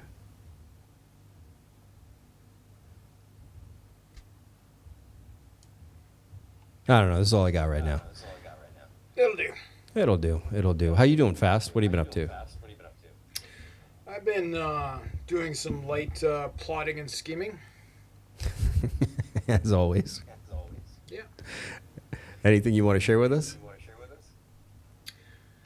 I just submitted the audit for the Ashprint contract, which is the liquid staking protocol for the ink printer upgrade. So looking forward to getting that back. It's really short, very few lines of code, so I should get it back inside of a week. And I just had a meeting with the Hocus Pocus team about launching the farms and the Incinerator token that will be burning print. So, yeah, I'm stoked about that. It's been a productive day. Right on. Congrats, man. Thanks. We're going to talk about your favorite subject. Oh, now, just in time. There's a little bit of echo. I don't know if that's coming from one of you guys or you're a little bit of echo. I'm muted. I'm muted, but I'm on It's gone now, so Fast. It might have been something you got going. Okay, so just to recap, Khaled kind of recapped it really quickly. Most of you guys probably know what's going on. You've probably seen this absurdly all day long. So pDAI dumped to almost nothing.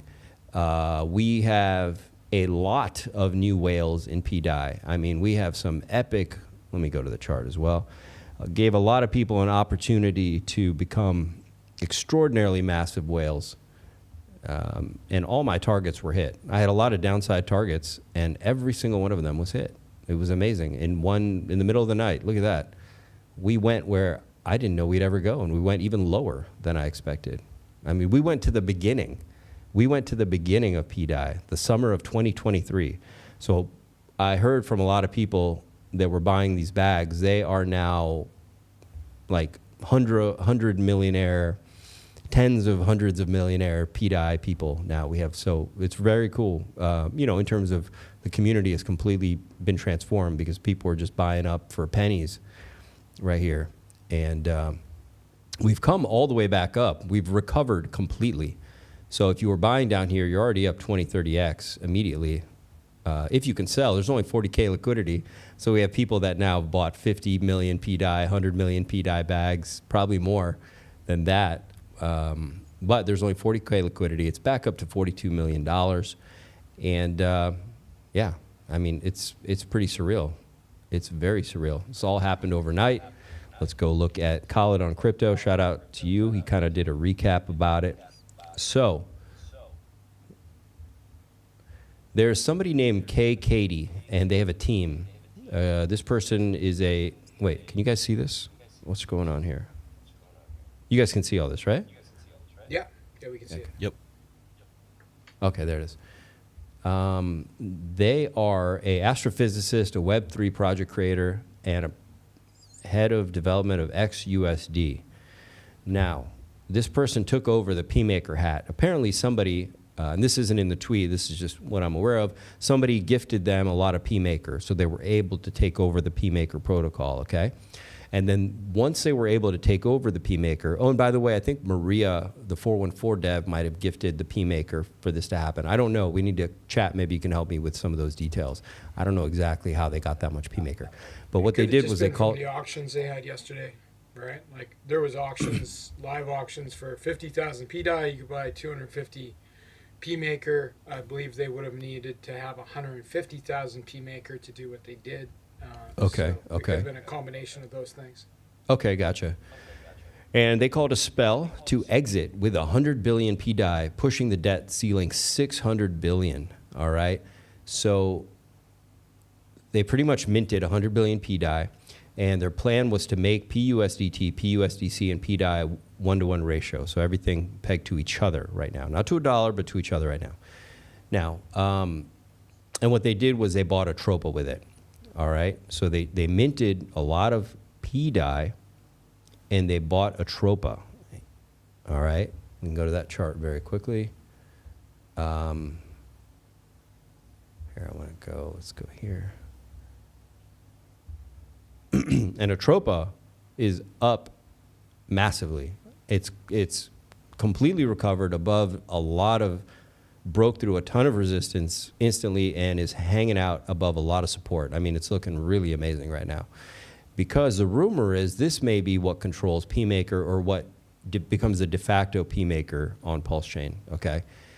And so anyone who is buying Atropa, been holding Atropa, you're up quite a bit. So that's kind of cool. Now, pDAI, he says, what are your thoughts? pDAI is undeniably high risk compared to other PRC20s, such as pWBTC and pHex. Time will tell, $0 to $1. But we can read the messages, I guess, here that were between Katie, or their name is Katrina, and I don't know who the message is between, though. Chat, maybe you can help me out. Who's Katie talking to here? But they say, hey, we're isolating Atropa eco as much as we can so it can work as an oracle for peg maintenance between the 3P stables. And collateralized stables are unrealistic to achieve in this condition. If anyone wants to fill lending pools, you're welcome. There's plenty of tokens in circulation. Did you already stop minting pDAI? Why aggressively? Some viewer take that as a hostile movement. Can you elaborate? I still trust in you. Try to restore and peg pDAI to $1. And they say, we minted once with the spell. Haven't minted again and will burn everything remaining down. Okay. The reply, basically, we can't peg to real $1, but maybe we can keep pDAI, pUSDC, and pUSDT based on Atropa prices. Did you mean by that? Or is pDAI, okay, they're saying, is that what you meant? Are we just going to accept that we're just pairing one-to-one the stables, the P stables, or does pDAI still have a chance to go to $1? And Katie says, it's not a maybe, it's we can. And then buying into Atropa Eco will bring them up rather evenly, if done right. And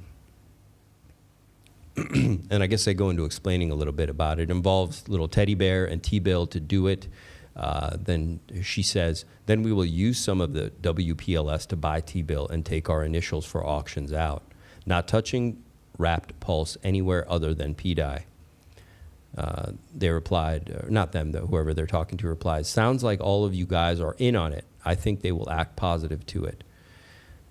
Katrina says, pDAI supply will be at 32 billion, USDC is 28 billion, USDT is 36 billion, so Maria can do a 7, 8, 9 burn combination to bring them together to same supply.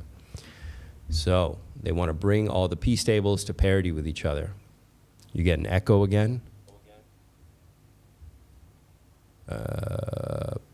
Dirty Crypto posted the chats. Okay, so they're talking with Dirty Crypto. Okay, cool. Gotcha. Thank you for that. Ink Maxi. Let's see. Again, the same team who cast a spell are also buying and burning Atropa currently. Well, that's pretty cool. I like the sound of that. And this is RH's team right now. So what do you guys think about all that? Autonomics says it's basically now just a meme with baggage. What do you guys think of all that? What do you take from it? It is just a meme now. Like all the functionality of pDAI in the background, all the contract stuff has been removed. So it is just a meme coin with a very inflated supply. Okay. Okay. Any of that stuff about like using Atropa for an oracle and so on and so forth, it mostly just doesn't make sense. Like Atropa doesn't have code to do any of those sorts of things. And as far as bringing pDAI to $1 or any of that stuff to $1, like it's possible because like, you know, it's tokens on the blockchain, but like a stable coin needs a ceiling and a floor, and there's zero possibility that any of those things could ever have that. Gotcha. So Fast Abdul's with the, it's a meme now. There's zero possibility it could be a stable coin. KG, what do you think? Whatever side you're on, as long as you're trading within the Internet Money wallet, I support you. As long as you're doing whatever you're doing. That's such an awesome reply. I love it. As a capitalist, I love it. Cheers. Mercenary. Capitalism at its best. I don't know enough to comment intelligently. I don't even know what happened last night. You know, I didn't. So maybe you guys could educate me a bit further. Maybe there's others that don't know what happened also.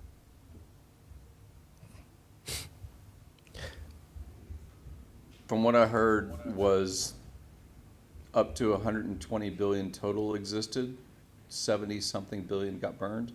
Now exists 44 billion, but I don't know that they're in people's hands or if they're in like a VAT or contract or something like that. So I just have heard like a couple of like comments from other spaces, but I really don't know.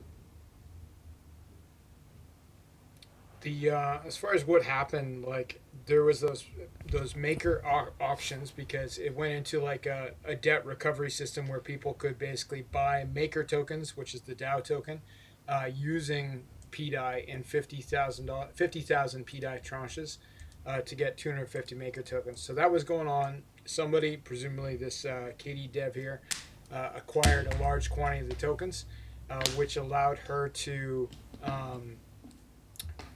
raise the debt ceiling so that they could mint a ton of pDAI, like like many multiples of the current, which they used to dump the price to near nothing. And then they initiated the emergency shutdown, which to my understanding cannot be reversed, taking away all the code basically that did anything for pDAI, and rendering it a permanent meme coin that can no longer be exploited by anyone, except for, they obviously had a large quantity of those tokens. I understand they burned a bunch, but they still have a large quantity, probably. I'd have to follow the wallets to know for sure. So I heard the same thing, almost the same thing, but I heard that the number that's unaccounted for is like 8 billion as far as what got over minted and what, compared to what got burned.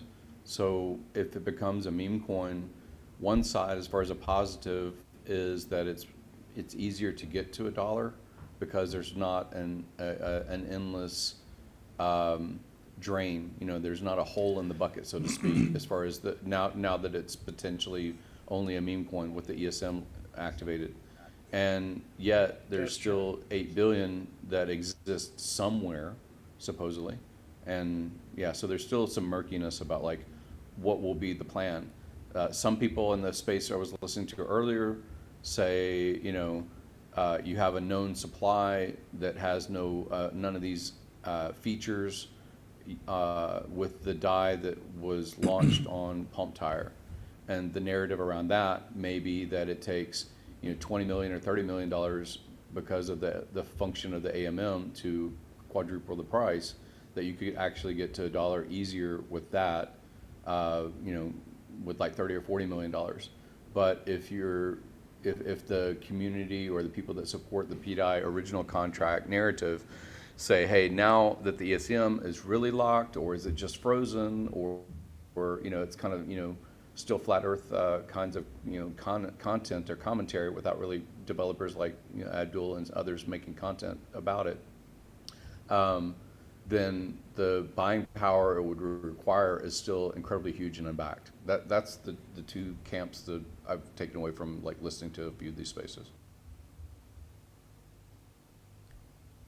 I find myself in between a rock and a hard place because there's actual real human beings out there who are just buying and selling this because they have dreams and they want to make money. Mm-hmm.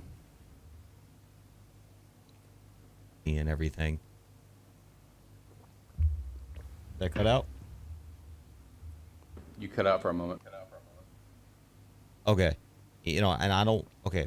There's actual real human beings out there who are buying and selling this to make money. They have dreams. Okay. So I don't want to put those people on an island.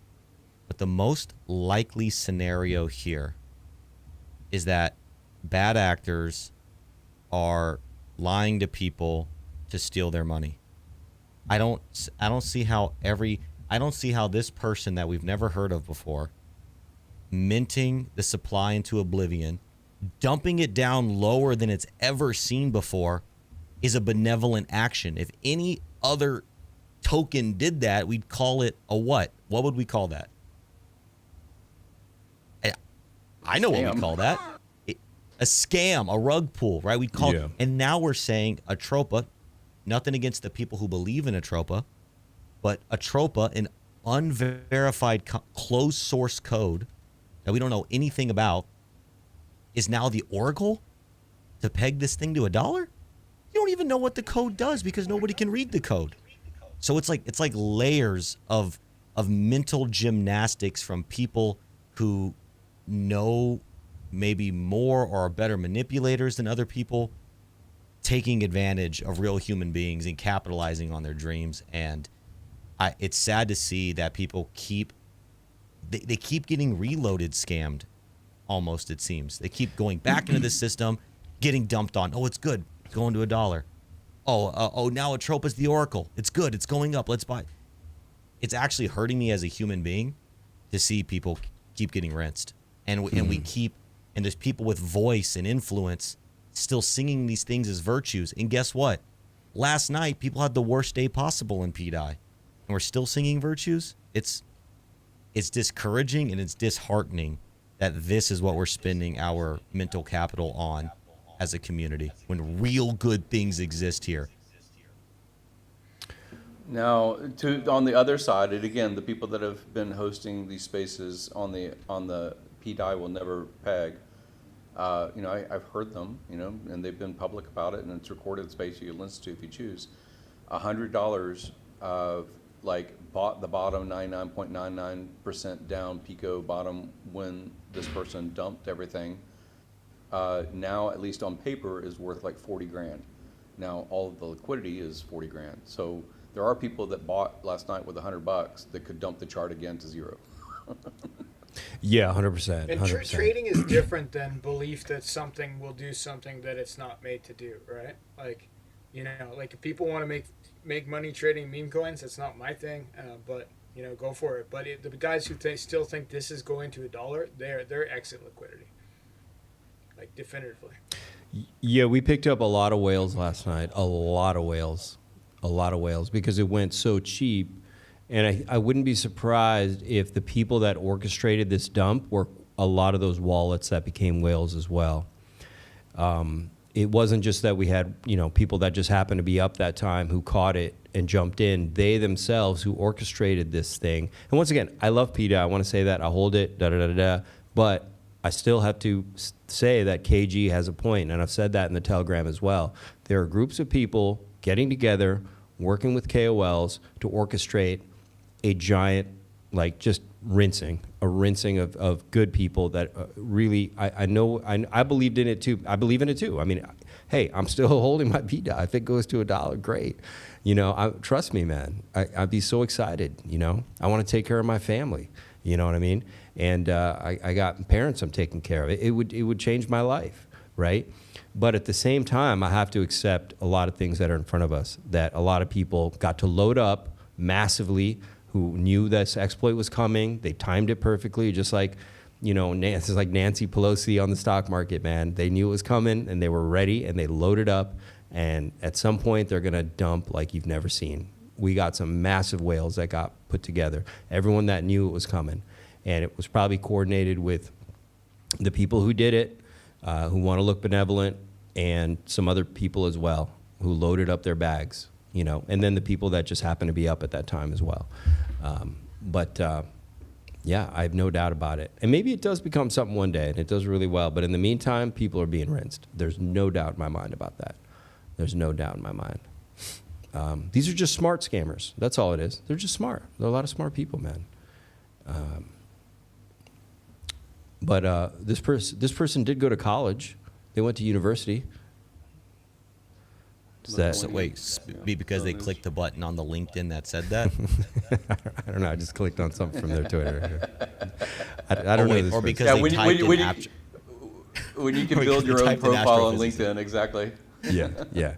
Now, could this all be benevolent, and they're about to shower us with the most amount on Easter, the most amount of grace we've ever seen a human being do in crypto? I'm open to that, man. I'm a spiritual person. I'm a religious person. It would be really amazing. But I've been in crypto a long time, and it would be very rare, but it would be amazing, and I'm open to that. There's like the 1% of me that's like, what if they are benevolent? Great. I think we all benefit. We all benefit if that's the case. So wonderful. Why would they have dumped the price if they were benevolent? Like, where is the benevolence in that? Right? Yeah, there might have been other ways they could have done it, right? Like the only reason I think you would do that is so you and your friends can load up, right? And I personally know people that were up at that time that loaded up. Like literally they're whales, and they can dump on the chart for fucking ever, okay? Because now, see, when we were buying pDAI in 2023, like we just were like, oh, this is a P copy, this is cool. Nobody was really knowing where we were, but now everybody knows the narrative. So now when it dumped, people just loaded up the truck, so to speak, right? Because they also knew it was going to get bought up to the levels, because we have the biggest influencer on PulseChain promoting it, right? Back in 2023, like hardly anybody was talking about it. There was just a few people on the fringe. So we didn't know. We all just bought some because it was dirt cheap, right? But now people just bought 10, 20, 50, 100 million pDAI, right? They were just backing up the truck because they know there's people promoting it nonstop now. So it's a different story now, And so I have to think that people were timed. They knew. They backed up the truck, so to speak. Like KG, I hate to see good people just being rinsed, man. Keep the rinse coming to flush out weekends. Maybe. This is one of those things where I'm happy. I'm hoping that I'm wrong and people can make all the memes dancing on my grave about saying these things. Because in that reality, that means a lot of people made a lot of money. And that's a reality I'm okay to be a loser on. Yeah, like I hope this is benevolence and they're about to do something amazing. Like that would be incredible. You know, I hope it is for everybody's dreams and everything. But, you know, I don't know.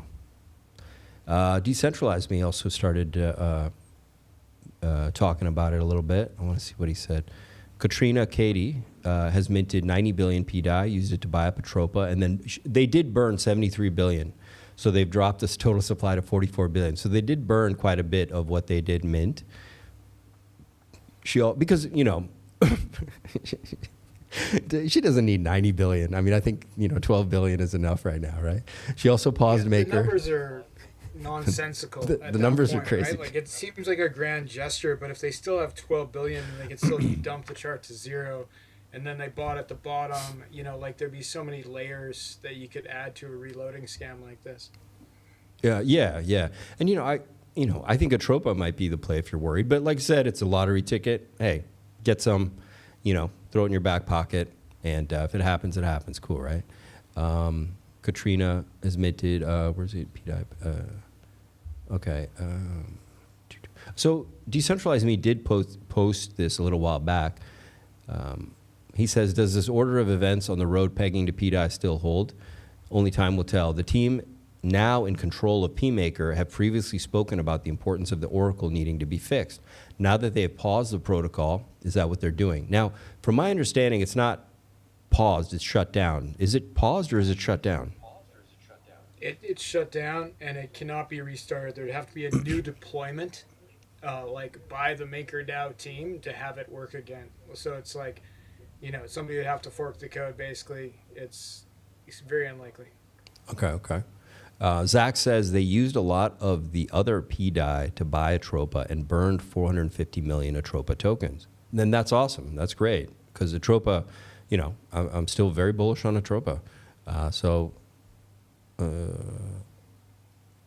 Let's see. The noises being made by the team are around the Atropa. It'll be interesting to see if there's raw personally.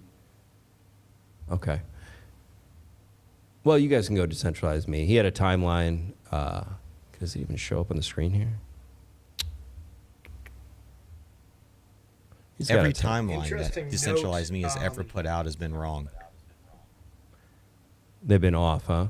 But this one's the new one, KG. This is the new one. I mean, look, he's a smart guy, and you know, maybe his intentions are awesome, and I hope he actually cares about people. But I mean, like, I've seen his post, and it's like, oh, and this, hey, pegging in a week or in a month, and it just the goalpost just keeps moving. The goalpost is always moving, and then it all breaks down to, oh, why would we ever do this? Oh, because RH wants glory. So this is what RH is in glory for, is to peg a copied stable coin. I don't, even the ultimate, oh, RH glory doesn't, who's going to care? Is Brian Armstrong going to shake hands with RH and say, you know what, man, you pegged that pDAI. You know what? Yes, we're listing Pulse on Coinbase today. Donald Trump's going to shake his hand and welcome him into the cabinet because he pegged pDAI to $1. Even the glory narrative doesn't make sense, man. None of it makes sense. Yeah, him being distanced from it is the best thing for sure. For his safety. Just straight up for his safety. Like that, I understand. Zach, what if he was just distanced from it by not telling anybody he built it and then just built a real stablecoin? He could just be just as distanced. Yeah. Look, I'm ready for more surprises. Maybe this whole thing was to get the pMaker thing, or maybe we have Atropa. I don't know, and maybe there's something else going to show up and take its place. I mean, who knows at this point, right? Like I said, I got my bag in 2023, and just kind of holding it, right? Like if it goes, great, it's amazing, and you know. It's incredible if it happens for everybody, and if it doesn't, it doesn't. You know, That's I life. don't. Can the panel explain how DAI that exists on different chains, but I think like 3.5 billion of it is on Ethereum main chain. Total supply is like 5.4 billion. How is it that the supply that exists now of 44 billion? I don't understand how the second or the copy in supply being more than the original could ever peg. Like I don't understand that. Like when it launched originally, when DAI originally launched, it was a single asset backed, and the people that launched it had Ethereum to basically lock into the contract at 150% collateral. And then it's grown over time, and it has become multi-asset. So it has all these other stables that have admin keys of their own. So and even like rotating to become Sky instead of and leaving the brand of DAI behind. I just don't understand how it launched originally in a different mechanic, and then now where is the parity? Like if something was going to be bonded to Ethereum, I would have thought incorrectly that Hex would have been parity with Hex, because that was the star child that had the most community support, that had the founder narrative and content and searchable, all kinds of stuff as far as like clips and memes and so forth. But that didn't play out necessarily. And I don't understand how there's a linking to a bank account that goes to any amount of volume of dollars that people spend on their lives.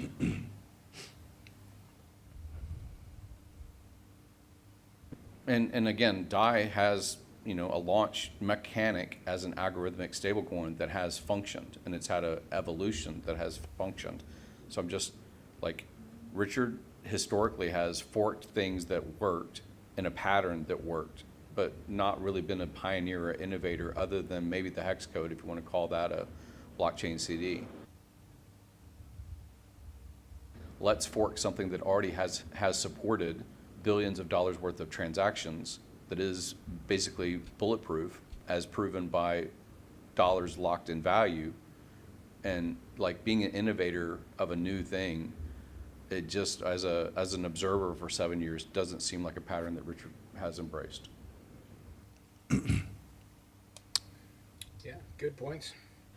Hey guys, I have to run because I have some company, but I want to leave you with one piece of information. You know that marketing fund that Decentralized Me raised from the community? That was Yes. Like $100K? Yes. He used a large portion of that, I'm told, to buy the bottom on pDAI 13 hours ago. Verifiable by tracking wallets by smart people I know. So, I heard that. something to think about. That's what I was saying, that I think that there's a huge cabal of people that are working together who knew this was going to happen, who got in to become even bigger whales than they ever were in this pDAI thing. And that's obvious. And the fact that he took the marketing funds and dropped it into pDAI just says that he knew it was coming. Because I think he's on the time zone that I'm on. So we were sleeping. And if he was up at 4 in the morning, he knew it was coming. You know what I mean? Yeah, look, I got to side with KG in this. As much as I love PETA, like, the whole thing stinks. But hey, if you're a big whale now, great. You got a lot to dump. But it is worrisome for sure. And you guys should be aware. That's all it is. That's all we're saying, right? Okay, thanks guys. I'll sign out now. Yeah. Good to see Great y'all. seeing you, Fast. If anybody else wants to jump in, the link is in the Telegram. We're going to go ahead and move on to some charts. Everybody who's out there, what's going on? How you guys doing out there in X? Yeah. Hope you guys are enjoying the stream. Apparently it says we only have 15 people watching the stream right now between X and YouTube, and only 7 likes. So let's see if we can, the other 7 of you guys out there, if you can smash that like button, that would be amazing. And We subscribe got to the channel. 276 watching on YouTube with 200 likes. Whoa, damn. My Oracle's broken, wait, brother. Okay, wait. Actually, as I was saying that, I was like, maybe he's just trying to make a joke. Sorry. as I was talking, I was like, yeah, my bad. Okay, I got you, man. I got you. Sorry. We got it. No, it's all my right. bad, It's brother. all right. Mighty. Everybody smashed the like button. Did we see some price moving around today because of the FOMC? Was that who was it? Yeah. Powell was talking today, and I saw Ethereum move around like $50 or something. Yeah. Tell you what, if we get up to, how many likes we got? We only got 200. If we can get up to, oh, you guys are awesome. You guys are rad. We had more than 7 people who smashed the like button. You guys are amazing. I got something special. We're going to look at some awesome charts. Yeah, the FOMC met today, and because they met today, it didn't sound too bullish. So the charts did take a little bit of a dumpy poo. A little bit of a dumpy poo. So besides our pumps we got here on the Atropa and what have you, gold is cranking. So we'll just dive into the charts really quick.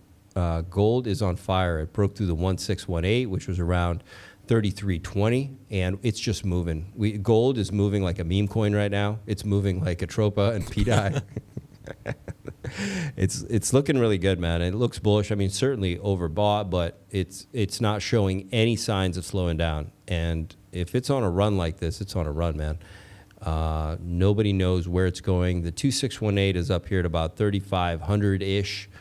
My long-term targets are 3750 and 4105. Okay. Now, are we going from here right now to 3750? I don't know. I mean, I think we should get a pullback.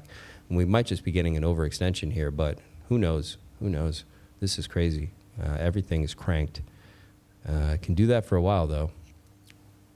It's beautiful looking. I mean, it's just gold is moving. So people are flying to safety. Now, one thing I want to look at really quick is the gold-silver ratio to see if people are getting out of silver as well. They aren't. They're just bullish on gold right now. Usually we have, when you see people dumping silver into gold, it's usually signs of a recession. And the reason they do that is because silver is used in manufacturing of things. So when you know a recession's coming, you know things are going to slow down. And this chart is really amazing. So gold-silver ratio, something you guys want to keep in your back pocket. Anytime we have a recession, this ratio goes berserk because people aren't just buying gold, they're actually dumping silver as well. So this tells you a lot of information. So we don't necessarily see that right now necessarily, but we already had a bit of movement on that ratio, but I don't see it increasing. If I saw this also moving up as well, I might be more worried. I guess it is moving up. It is moving up. Okay, if we go to the daily, it did move up on the daily. It is in a bull flag. It is quite a bullish pennant here for the gold-silver ratio. So this is always an indicator of prediction of a recession for sure, but we'll see what it does. We'll see what it does. Gold is very bullish right now. We can go to the Dixie sucks, but that's been done strategically right now. I wouldn't put too much stock in that because they are manipulating things to with this tariff war. Things don't make a lot of sense. Let's see, Meta. Yeah, I mean, all your tech stocks. I mean, Meta gap down, NVIDIA gap down. Not necessarily a good sign because we were in a tech bubble, an AI bubble. This could be signs that this could be popping, but we don't know yet for sure. I do just want to see the SPX. Let's see. Yeah, just moving down and come back. Let's go to Ethereum. Ethereum just showing weakness still. Nothing. Just still in that range. Bearish on a downtrend. It's always come up to this line of resistance in this channel and fallen over, and so far it's doing the same thing again. Let's see here. I mean, it looks like it could break out, but it's always been looking like it's going to break out every time. So we just kind of have to see what happens. They just want it where it is, apparently. Yeah, it looks bullish. Certainly looks like it wants to break out of here. So, do you believe in the fundamentals of Ethereum still, or is it just the price chart that's being pushed? Well, yeah, I think Ethereum is pretty awesome. There's no doubt about it.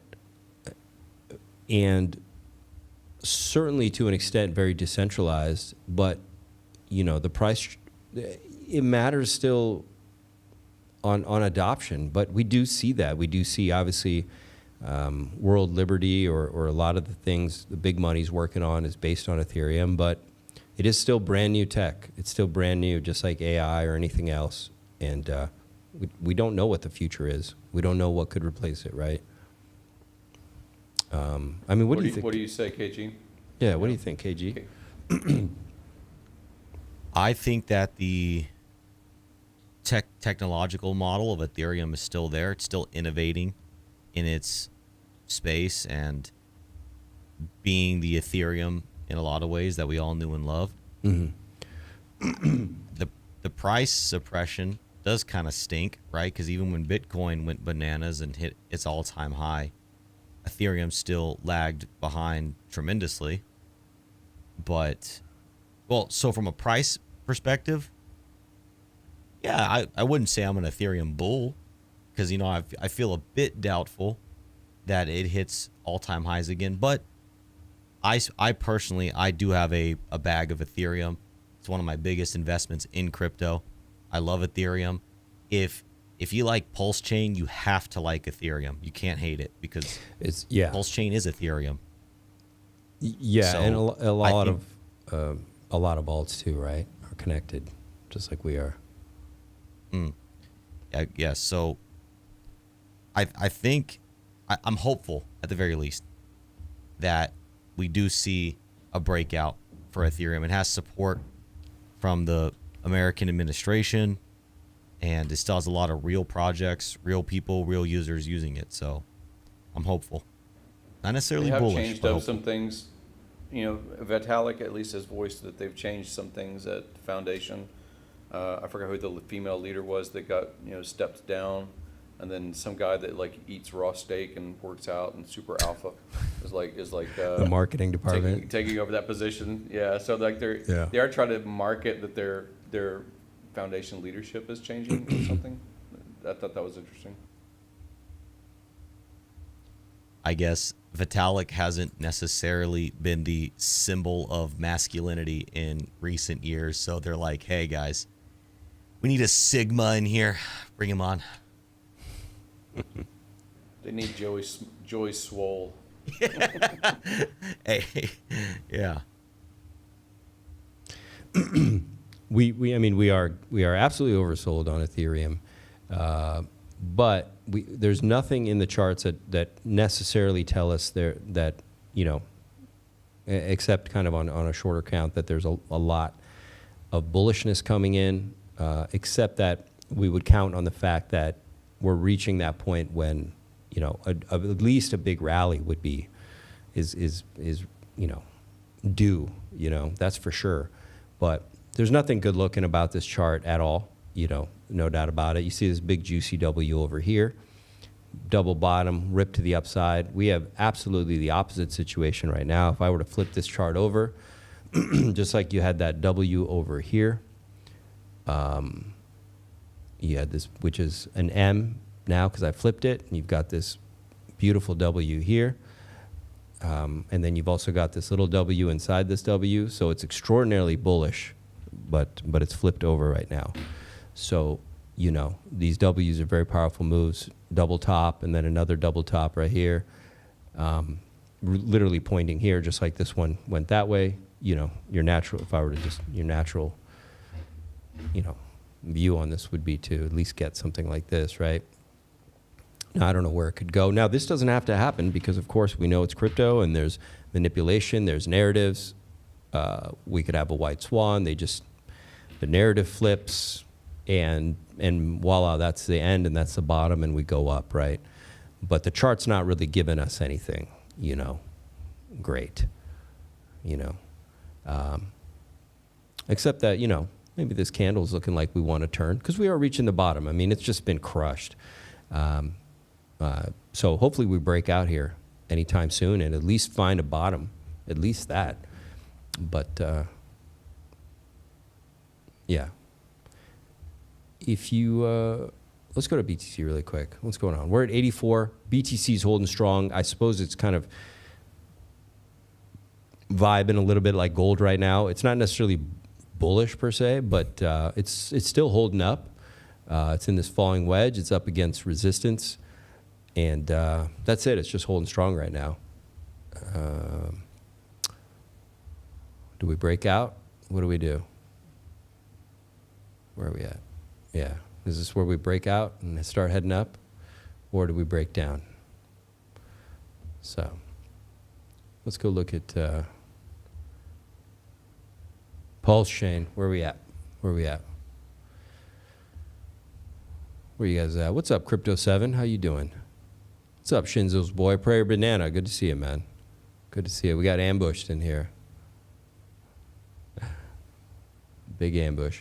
So yeah, we got a nice juicy W here on Pulse. We definitely got nice bullish indicators on this RSI, but it does also show some signs of petering out a little bit, but it still looks like it could keep going up. We're fine. Nah, it's still looking good. We're looking good. Never mind. We're still looking good. We're looking really good. Do you guys think this is the bottom of Pulse? Was this a low? Or do you think we got a little bit away? Like was it 1.6, 1.7? What was the bottom? Yeah, bottom? Yeah, 1.6. Yeah. That was pretty low. You know, that was like lower. Like, what was the all-time high? Almost 2 almost. So it was like Jesus 10x lower than the all-time high. I mean, I kind of feel like the only thing that can push it lower than that is. Oh, sorry. Go ahead. No, I think it's 20x. No, I mean, let's see. Dude, to get back to all-time high, yeah, it's about a 16x. Okay, 16x. So to get lower than that, I almost feel like it has to come out that, okay, Richard isn't getting dismissed, or it has to be some major bearish event, right? I don't know what can push it lower than that beyond that. Unless big whales come in and start simultaneously permadumping, but... Did you ever see the tweet I made when I put up the chart I did on January the 6th? I may have missed that one. Show us. So I did this on... Why is this all fucking... What's going on? Squirrely. Come here, buddy. Come here. Okay, there you are. Yeah, so I did this on January 6th. This was the Pulse drawing I did live on stream. You can see... where is it? January 6, 2025. I took a screenshot and I tweeted it because I had put the low for March 25th. That was pretty close. And I took it down to 0.000013, and we did hit about 0.000016 around that date. But I have a W with the next leg going a little lower. And yeah. Going lower than 1.6? Still to come? Yeah, I mean, let's just look. I drew this on January 6th, though. You know, I mean, the fact that any of it came in unbelievably close is mind-blowing, and I'm wondering if we do get that. I mean, it could be possible, you know. The way that would look would be that, like you're saying, we get some bad news, and obviously we already got this part of the W, and then we get this lower part, right? And then pop, grab support, and see you later, bye-bye, right? And if I go back, that's... Because the reason I put it up is because a lot of people were saying, oh, we're crashing because of pDAI. And I was like, no, I charted this back in the beginning of January that we would be here. And not only did I chart it, I actually drew exactly the price action that happened.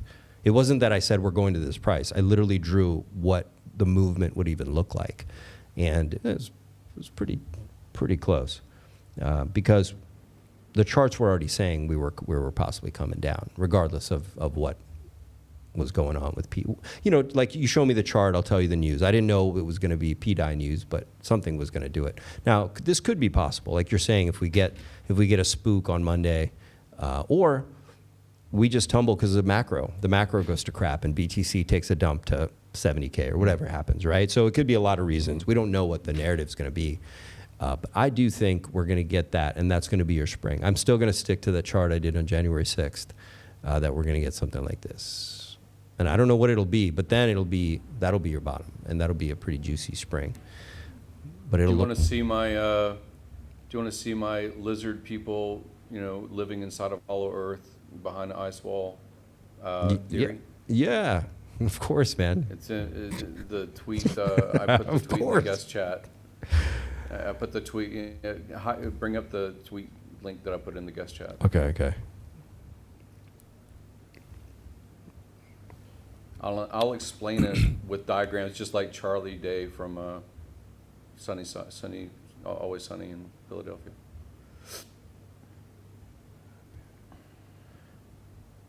Oh my God, I haven't used this guest chat in so long because I've been Zoom. Okay, there it is. It should just be a link to my Twitter from, I forgot what day it was. I posted it on... Check the math. When it was. Let's do it. Yeah, March 29th. So this is March 29th.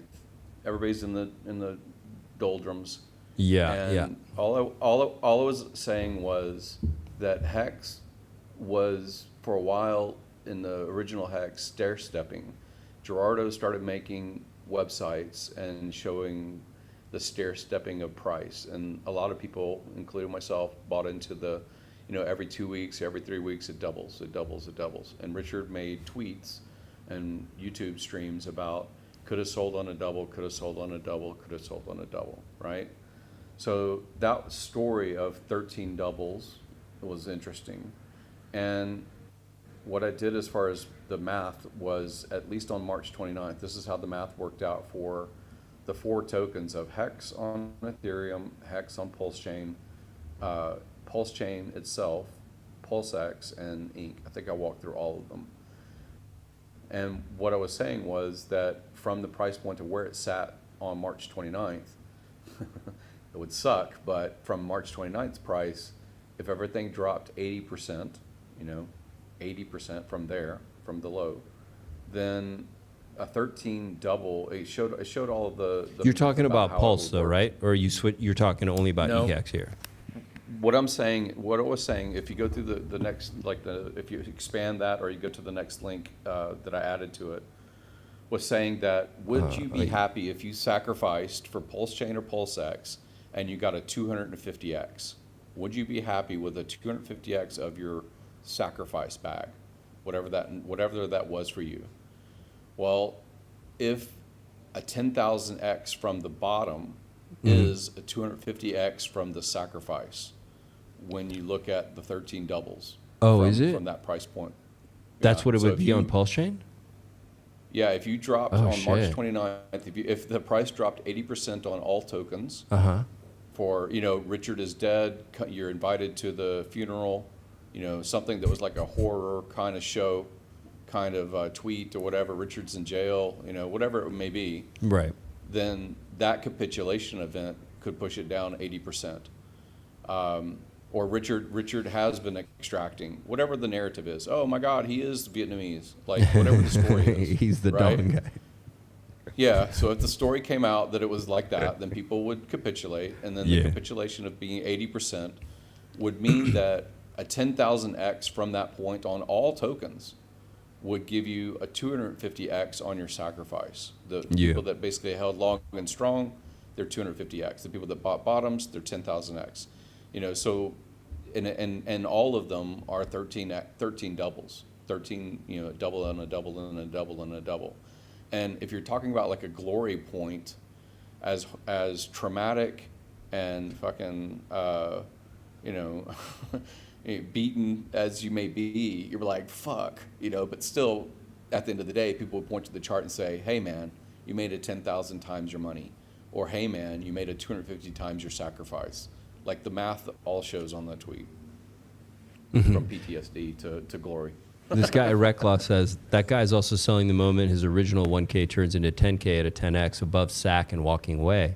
Too much immense sell pressure at this point to realize anything above SAC price. Chart drop too low, it's over. We won't see anything above a 10X SAC. And then, Gary, you said PTSD is real. Resistance to price climb can only be made by people that round trip to be there when the price is high. Right. So if they stayed in from sacrifice over 4 years, and then they rode it to 250x, then that for everybody else that touched the bottom. And again, anybody could push the bottom. So if when Richard said, basically, or didn't even directly say, everybody else just echoed it, that incentive token inflation has cut so far, Hex inflation has cut so far. Why would you provide liquidity? Like all those narratives made the liquidity pairing on the farms disappear almost to nothing. So like touching the bottom of that pool when there's so little water in the pool is easier, right? It just takes an anonymous address to spike it down to be 80% below what I tweeted on March 29th.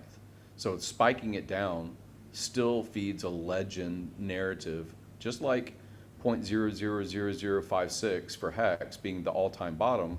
Yeah, but who bought that? Like almost nobody. And then 55 cents or whatever being the all-time high. Yeah, but who sold there? Like only the iceberg tip on either side gets that number. But it became echoed in legend of 10,000X, and it became the feed of memes and tweets for the next 2 years after, Hex was launched, and also fed the ICO or sacrifice or whatever you want to call it of PulseChain and PulseX participation. So like a 10,000X across the board. It also would mean that that eHex would be 100,000X. So 10,000X on the first cycle, but 100,000X on the second cycle. So what would the price be? I think 10 times. Like $2, $2 or $3 makes it like 100,000X. Oh, that's absolutely doable. What do you think, KG? That's what I'm saying, because they're all marketing. They're all marketing kinds of narratives around the legend of price performance on charts. Yeah. KG, what do you think? X to $3? Yeah, and that would be 100,000X for Hex, but that would be a 250X from SAC for Pulse. Is that possible? That's possible, sure. I'm not investing on $3 Hex. Man, when Hex hit 55 cents in a bull market, and the entire community was rallied around one token, all economic energy that everybody in this community had went into one asset, while Richard Hart was live, thriving in the prime. Bull market, everybody focused in one place, plus you had RH as a marketing animal. Hex only got the 55 cents. Now, if we just look at RH's coins, we have Hex on 2 chains, Inc., PulseX, Pulse, Pump, Trump, whatever else that people assume is RH's beyond that. More bearish, smaller community, and then you factor in all the other tokens that people are invested in as a part of the community. I would be surprised if we even made it back to 55 cents, personally.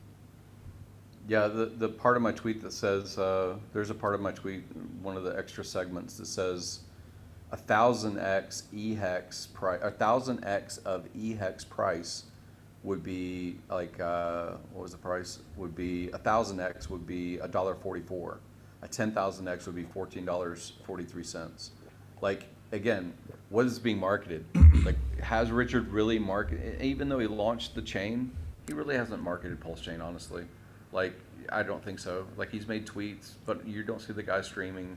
You didn't really see like a glory. It's finally here. You've waited 2 years. PulseChain is live, kind of stuff. You didn't see all that. It had to be from the community, of course.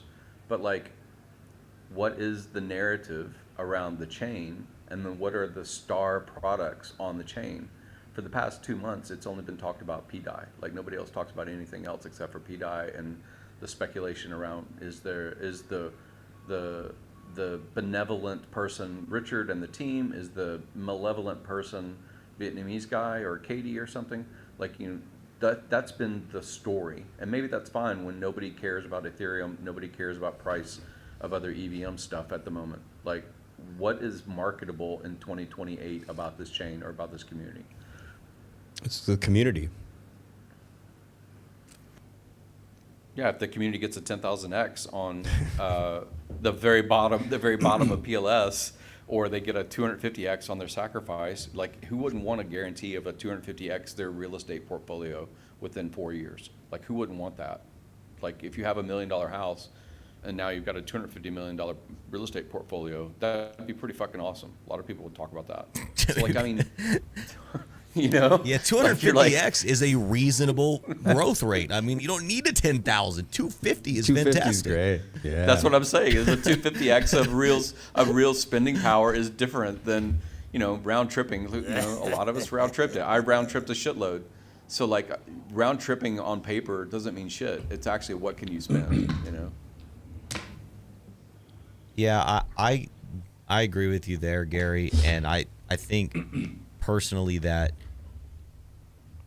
the entire success right now is predicated on Pulse.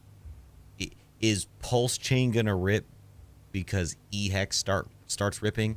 Maybe, but I think really for Richard to restore and surpass his former glory is PulseChain has to be successful. And then I think everything else will rise with it. If PulseChain fails, I don't think anything else matters really. KG, what things would have to happen or not happen for PulseChain to fail? From Well, I guess there's- systems perspective, or like I guess just sorry, there's a little delay. I don't mean to keep cutting you off. No. It's all good. It's all good. I guess there's technological failure and Okay. social financial failure. Okay. From a technological failure standpoint, it would be a little harder, right? Like, for instance, Hex, as an example, could dump to some price we've never even seen before. It could be 50 zeros and a 1, right? Well, it's still going to work. It didn't technologically fail. It's still a mutable contract or mutable code on chain, right? Right. But we would consider that a failure.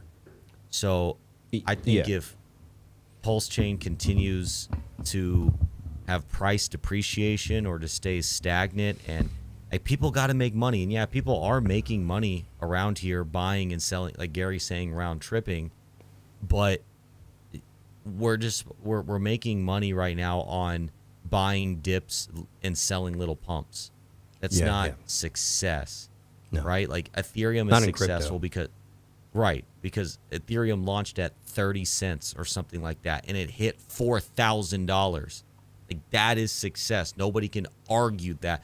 Oh man, Right. Ethereum is brutally destroyed right now.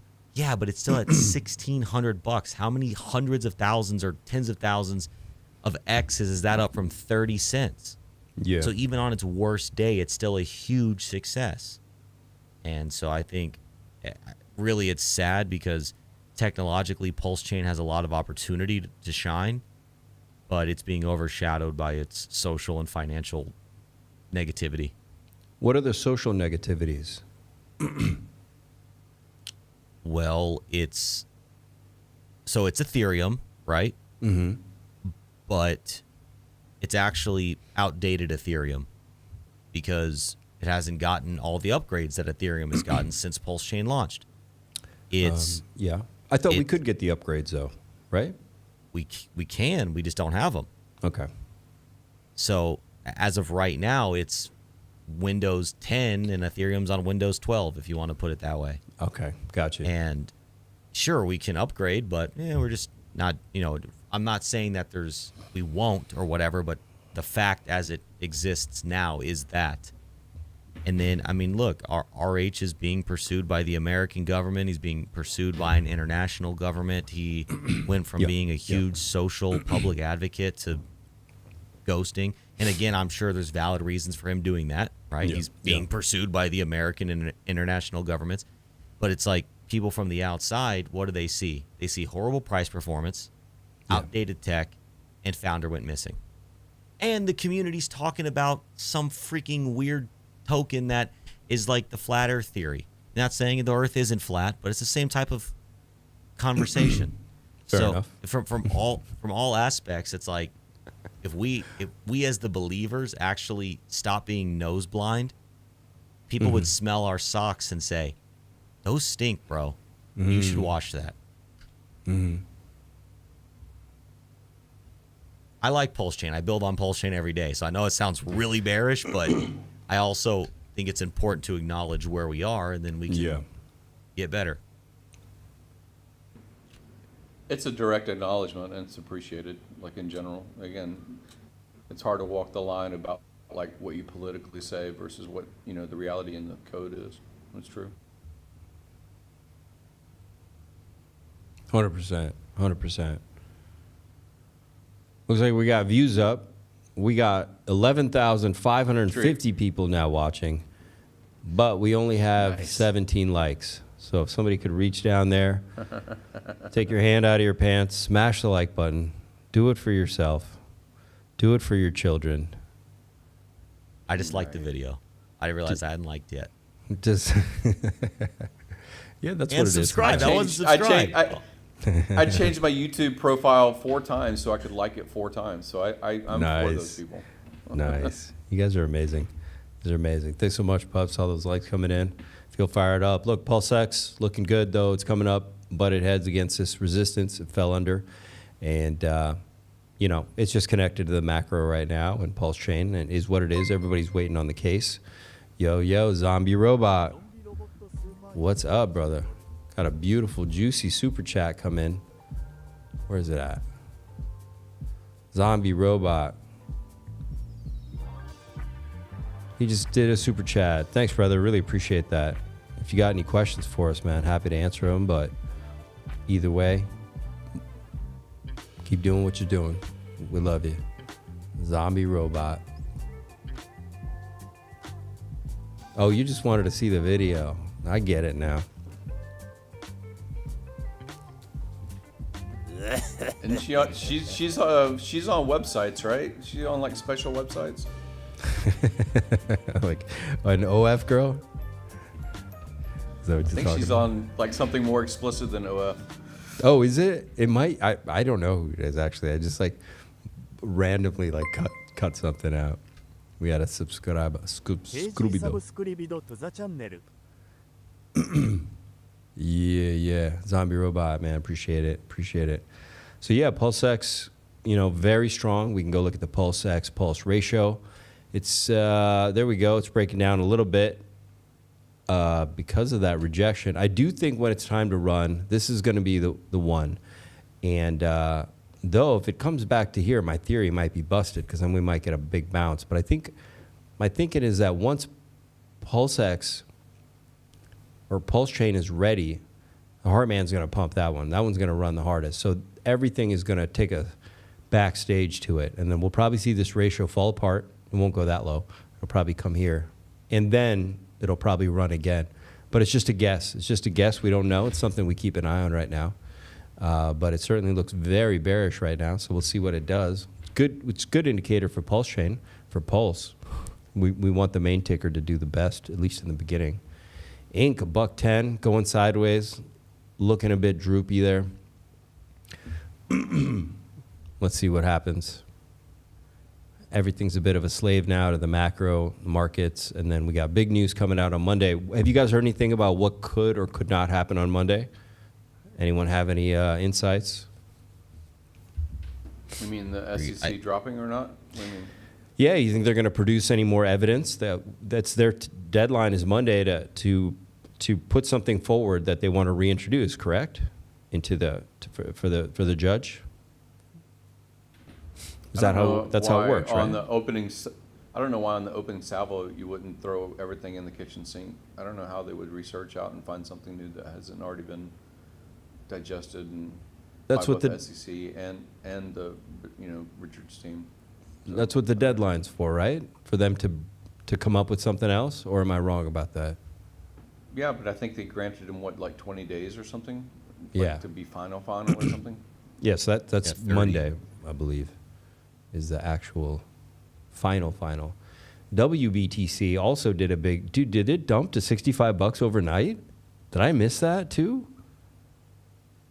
Well, my question is, do you think initially the community, the people that were paying attention, heard that it was Richard won, that it wasn't dismissed by SEC. They didn't just drop it. It was that he won, right? Yeah. And then you saw the chart like play out over the next day or 2 or 3 or 4 days. Right. What is your chart and your like macro view of what happens if it says, no, really, guys, he did win. No, really, like we're telling you again, he did win.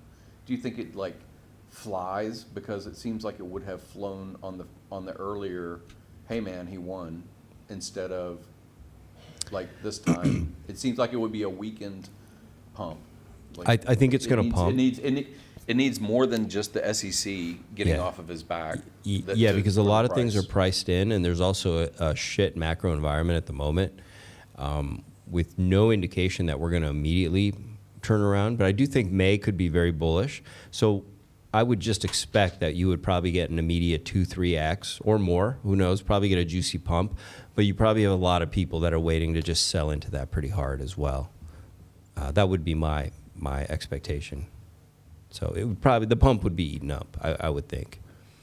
But it also depends, does R8 start adding into it? But I doubt he would if the macro, he's going to wait for the macro to change, which I expect could be right after the next FOMC, which is like May 7th. And so maybe going in May, we turn really bullish. And that would be the time that it would make sense to start pumping the chain. If that's what happens. We don't know what's going to happen, right? But I think Monday we pump, but maybe it gets eaten up pretty quick. I don't know. What do you guys think? You guys trading this? I mean, you bring up a really good point, is that so much of this pumping and PulseChain is existing people moving money around or doubling down or whatever. Yeah. And so there's a lot of taking from each other, which is fine. If you're out there trading, that's the game you're playing, whatever. But for PulseChain to really go parabolic, we've got to get out there. We've got to get new people in. We've got to be onboarding. Got to get new money. A lot of it. I've been watching what I watch mostly. What I watch mostly, and again, it's the bear of the moment, the bear of the chain, all EVMs, whatever you want to call it. What I've been watching is mostly, and again, it may not be the best metric. You can look at Dune, you can look at other ways to look at the bridge, but the bridge is what I look at. And the bridge has, I'm only going to count the stables that are not CST. CST is great. It's been growing like 9 million or something like that is CST, or the Coast KYC, version of like True USD, where it's backed by a bank account. But the other tokens that are bridged across from Ethereum, Tether, DAI, and USDC. So that has been in the past far higher. And I don't look at Ethereum, I don't look at Bitcoin, even though there's a couple more Bitcoin and so forth like that as far as on the bridge. I really don't care, because those prices are moving independently based on their own community supporting and buying their product. But if I'm looking at the stable coins, over the past like 10 to 15 days, more has been of those stable coins have disappeared, like they're gone off chain. And part of that is the Vietnamese guy minting, the whole bridging out thing. Part of it, honestly, is me. My public wallets that have been talked about. I don't want to be in the situation where I'm like God whale, and I'm commented on constantly by people watching wallets. So I moved the ones that I know that are being watched. I moved those off bridge, and I bridged out on those. But I've bought back before when I capitulated on PulseX when it was 0.0004. So like, a year ago or 2 years ago. And I bought back in PLS and other things. So all I'm saying is the bridge, when I just did the calculation just now, is 500,000 in stables less than yesterday. And yesterday was 300,000 less than the day before. So like what I see now as far as stables on the bridge is 43,653,000. That's what I see as far as stables. If that number continues to go down, maybe that's the purpose, is to go down, capitulate. My lizard people control the hollow moon theory that I talked about earlier in the tweet. If that plays out, then the 10,000x narrative can be released. The 250 times your sacrifice price can be realized. But like, I don't know where we're at in the market, not just because of EVMs and because of Ethereum. I don't know where we're at the market other than looking at the bridge. What are your comments about the bridge specifically? KG probably have a lot more. The bridge from just like a social aspect, or no, the bridge from a value on chain, because like you just said, finding new users, finding new buyers, that's always going to be an objective of any crypto or any asset. finding new buyers. But a representation of those potential buyers is what's on the bridge. The other sacrifices, even the main sacrifices, did not bridge across and live on this chain. They live off of this chain. So like the bridge funds that are here as far as stables, that's really the community. That's people that are buyers that also had other assets in addition to what they sacrificed. If they sacrificed, then they got an airdrop. So the other bridge funds that live there are probably what they brought across impaired, or they brought across from other chains that they didn't sacrifice originally. Or maybe even that they realized from their hex gains in the past, and they put it into other things, and then they re-access those assets to put on the bridge now. So right now, 43 million and a half or so are stables that sit in this chain. They don't sit in pools because a lot of the liquidity has been promoted by tweets or speculation to pull your liquidity, because like I said, incentive inflation dropped, hex inflation dropped. The narrative around, the even Richard saying something about pulling so that he could see what was going on with the pDAI. Who knows what the reason is, but it's not sitting in LP as stablecoins paired with a lot of stuff. You can look at PulseX and see what's getting farm rewards as far as stables that are paired. Other things, other platforms, whether it's 9-inch or 9mm or whatever else, they also have small amounts. But most of it just is sitting in wallets waiting to buy, maybe, on a capitulation event or on a FOMO event once Richard starts streaming again. That's my opinion. And so the bridge is the health of the system to me. I don't know if it represents the same to you guys. Yeah, I would say that the bridge and what Coast has are basically the two avenues that represent real value on PulseChain. Because at the end of the day, if let's say 100% of those bridged assets were taken back over to Ethereum, what quote value, so to speak, does the actual asset PLS have? Even if it blasts off to a 10 million X, if you can't turn it into dollars, or you can't turn it into stables or another asset that can be somehow turned into dollars, then that it doesn't have any quote actual value. We can't pay our car payment in crypto. We can't buy our food in crypto for all intents and purposes. So at the end of the day, we have to get back to live our normal lives in fiat dollars. And true. the bridge health is, the bridged in value is a big indicator. I agree with you, Gary, of the health of the ecosystem. How is it doing? How much actual money is coming in? Well, how much is in the bridge? How much value have people committed to the chain? So I agree with you there.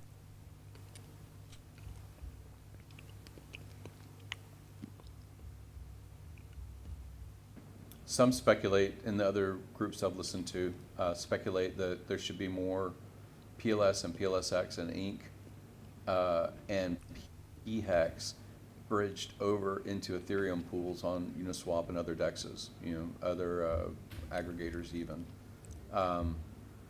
just because it makes it available.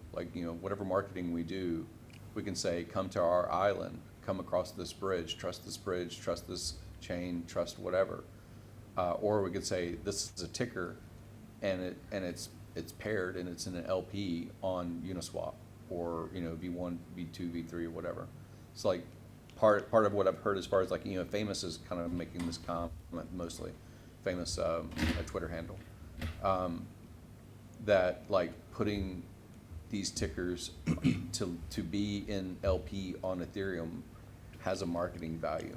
What are your opinions about that? I do see that, right? Because now people on Ethereum can speculate on PulseChain better, easier, and if they get popular on Ethereum, then maybe people will say, "Oh, hey, what is PulseX? What is XYZ?" So I could see value there, yeah. Right? It's outbound marketing rather than saying, "Come in." Yeah, if you buy PulseX on Ethereum in an LP from Ethereum, you're still benefiting from a deflating or a disappearing supply.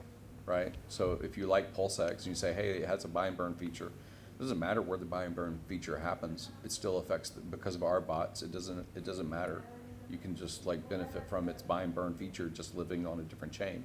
So I'm hearing different sides. And again, it depends on like the depth of the liquidity and the LP and the slippage and all these other kinds of questions. But like, as a marketing ploy, it just is interesting to say, you know, we are more bonded to Ethereum than maybe we thought we were in the past. Not just in price performance, but like, and not just fork of the original code, like you said, Windows 10 versus Windows 11. I can understand a delay on integration, because Richard had said in the past that the test bed should be Ethereum, and after things basically have secured value for some amount of time to incorporate those new things. I can understand some level of delay, but like, yeah, the reason that the market is volatile, the reason the prices are volatile, the reason that the tweets are toxic or kumbaya, like either side of it, all have to do with like sentiment and transparency. Like, what do you think? Where do you think the boat is headed? Do you think the boat is headed like Titanic to the iceberg, or do you think it's headed toward Utopia and Avatar or something? I hear exactly what you're saying. Yeah, I personally, my PulseChain position is at this point where I'm until zero or the moon. You know, there is no my investment thesis on PulseChain is out the window as an investor, right? Because it's like I've been in for so long from an investment perspective that it's like I would rather, for this particular, this isn't what I hold true for all investments, but co-founder Don Montoya, he opened my mind to a concept in poker called pot committed, where you just have so much money in that you have to play the hand. And so that's where I'm at on PulseChain. I'm pot committed. Now, look, if it goes to zero, though, my life isn't financially negatively impacted. Don't get me wrong. I don't love losing money, but I'm still going to feed my family. I'm still going to pay my bills.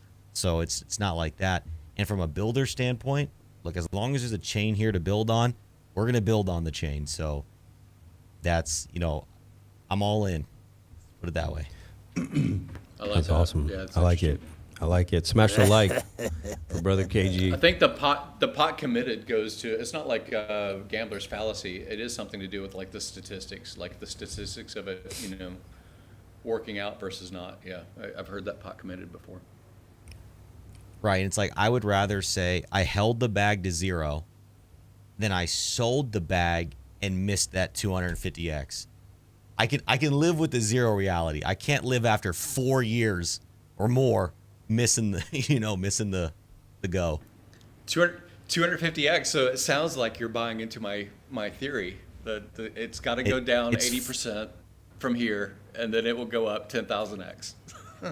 Funding Jim financial advice. It will 250x. You heard it from Gary himself. Theory. Just again, I have not visited the Titanium Moon. I have not visited the Titanium Moon. I don't know much about the ice wall surrounding the planet, but it may be there. Who knows? Yo, Abdullah has a question. He says, can you ask KG and Gary about their opinion of pHex? Do they think pHex can reach $50? We talked about that a little bit earlier. And KG did say 55 cents, and Gary said about $3. Abdullah. I said I was doubtful about 55 cents. Oh, he's actually doubtful. I didn't say that as a price point. I said the theory of glory from 10,000x or 13 doubles. 13 doubles mathematically comes out to those price points. Doesn't mean it doesn't mean anything. All of our theories, again, we're all intelligent people and we're all fucking idiots because everything that we've said over the past 7 years has not worked the way we thought it would. He's pot committed, folks. He's pot committed. I am. He is. All right, guys, I got to go. This has been fun, but I do have to go. Why does it say that there's 1,600 people watching on your eCam thing? It does say 1,651 people are watching your channel. Yeah, it's working right now. We got 1,652 people watching right now. Everybody smash the like button right now. Oof. Hi, everybody. Wait, what did you mean by All that, right, Gary? What? How many people are watching? Yeah. Yeah, Everybody's on the eCam thing that you sent me as a guest, in Oh, the it top tells left, you. it has like a little eyeball symbol, and it tells Oh. me 1660 people. Oh. Maybe that's because they click onto the. No, it goes down. I thought it might be just accumulating. It just went down to 1657. But I was thinking maybe that's because it's adding like people click on it for a moment on X, and then maybe it counts as a trigger. I don't know. I don't know how you have it set up. No, Maybe you've got 1,600 stealth viewers, and then on YouTube you had like 250, showing there. I don't know. Yeah, thank you for the update, Gary. You guys heard it. Smash the like button. We need those likes. This is about you. I want to pump your bags. Do the right thing for you. This is not a time to think about other people. Smash the like button for you. Gary, it was absolute pleasure having you tonight, man. I'm glad you stopped by. Hadn't seen you in a bit. I wanted to show you real quick. I don't know if I'm probably got the sound on, but I want to show you the Caribbean. I'm in the Caribbean now. This is not a background. Oh, nice. Oh, can we blow you up really quick? Yeah, it's very nice. KG, don't get mad. Nice, man. We're going to blow you up really quick. Look at that. What the heck, Wolf? Beautiful. Yeah, it's pretty nice. Wow, bro. All right, guys. Gorgeous, Happy man. for you. I'll see you later. All right, see you, brother. Great. Yep, till we see you again. Later, man. I'm going to go. Have you guys read this? Should I read this? Is that okay? Or is this going to be absolutely boring? Because I don't know if I read this whole thing. I think I did when he posted it, but maybe it's more applicable now since we're close to the day. A little refresher. Chat, what do you think? And how are you doing, KG? Yeah, I'm going to get some water. I probably have a little bit longer, and then I'll jump myself. Okay. Yeah, I'm here for your stream, bud. If this is what you want to read, we'll read it. Yeah, let's check it out. Since it's around the corner now, grab your water, man. I'm just going to start reading it. I know you've read this before. You guys know who this is from, right? Nuclear Herb. So he's an actual attorney. So, he has some insight on how the protocols work and how things could go down. But, of course, he doesn't know. But we'll read what he said. Now, he posted this on April 11th, all right? Shout out to Nuclear Herbs, all right? He says, if I had to make a guess, let me get comfortable here. There's a big one here. If I had to make a guess, I'd guess that the SEC will take the entire 10 days, then not file anything, or file something to the effect that they won't be filing anything, and the dismissal will be formally entered. I'm still of the belief that the SEC hasn't happened upon any magic facts that would allow them to file an amended complaint that would comply with the court's order. I would be surprised, of course, but as of today, these are the facts we have. So that's what I'm basing this on. So what he's saying is they have till Monday to amend the complaint, to add to it, okay? And so he's doubting that magical facts. Okay, the SEC hasn't happened upon any magical facts that would allow them to file an amended complaint that would comply with the court's order. So they can't just make up anything. They can't just be like, whatever. It has to be something that's whatever the standard is has to meet that standard, right? So he doubts that's going to happen. All right. So the question becomes, why not tell the court earlier if they know they're not going to file an amended complaint? The answer, why would they? And I agree with that. Like they're going to just wait till the last minute. Of course they would. It's the last bit of power they have in this case, right? But he says, why would they? Richard is sitting on a pending dismissal, which should be with prejudice, and everyone knows it. The SEC and Richard's team have had some discussions, as we know from the last filing in the case. They're probably going to get Richard to agree to some walkaway settlement where the SEC agrees to forfeit any appeal and Richard agrees to STFU, the standard language in the SEC settlement agreements where you can't admit or deny anything the SEC charged in their complaint. STFU means shut the fuck up. Basically, I assume this would take the form of a stipulation filed by both parties instead of having the current pending dismissal entered by the court. All right? So it's a bit of a gag thing, right? It would also probably require Richard to agree that the SEC had jurisdiction over him in the first place, which seems incredibly unlikely. Otherwise, what would be the court's authority to enter the stipulation? And why would he do that? He just won that on that issue. Yeah, that's definitely not going to happen. Without filing an amended complaint, the 60-day appeal window seems to be the only leverage the SEC has to get Richard to enter into an agreement. I can't imagine that it's sufficient. It seems, at least to me, unpalatable to Richard, who, as a free speech advocate, would probably like to be able to say exactly what he wants to say about the SEC and the ridiculous claims that were filed against him, anywhere, anytime. Again, just as a guess, but I'd be surprised if we see anything before the 21st. Finally, if you're interested in learning more about the SEC's STFU Forever Settlement Agreements, which have some unique and very uncool features attached to them, I wrote a post about them here. So maybe I didn't read this, but this is cool. So makes a lot of sense. And I'm guessing we get good news on Monday. Anything's possible at this point, right?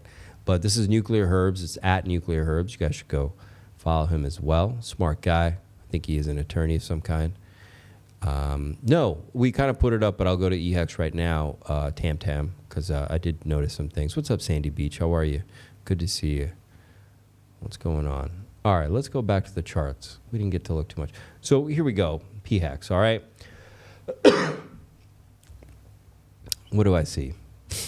Well, you got a big, juicy gravestone doji above your head on the 3-day, okay? But you got some... But you certainly have some good, juicy, bullish divergence over here on the RSI. But it is weakening, okay? And I guess that's that gravestone doji there doing that. So as far as I'm concerned, we're going to probably go sideways for now.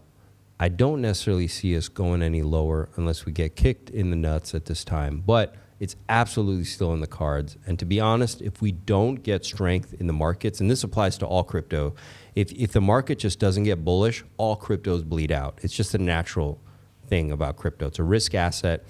People will inevitably sell. It doesn't matter if it's Solana, ETH, whatever. So you kind of, in a bull run, you need constant dopium bullish hits all the time.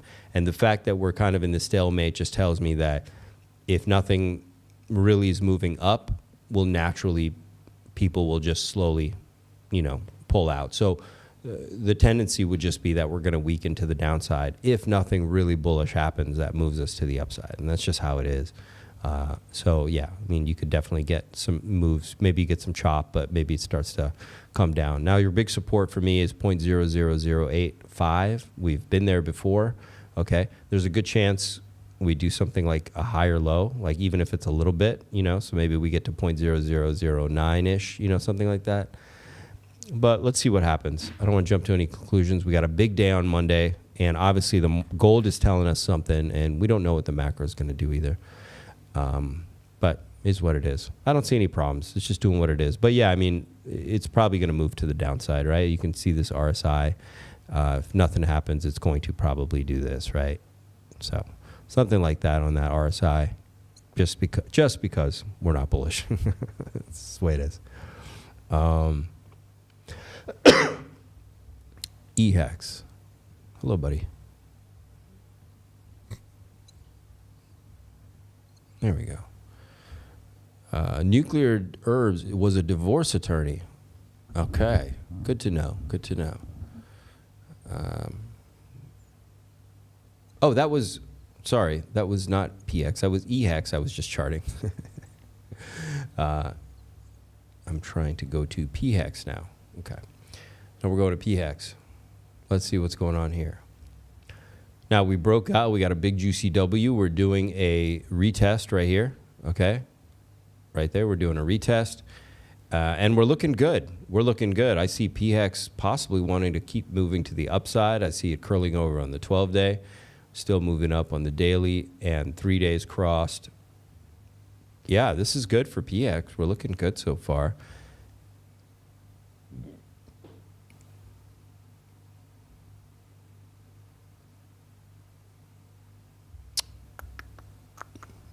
That was a really looking look you just gave that thing there.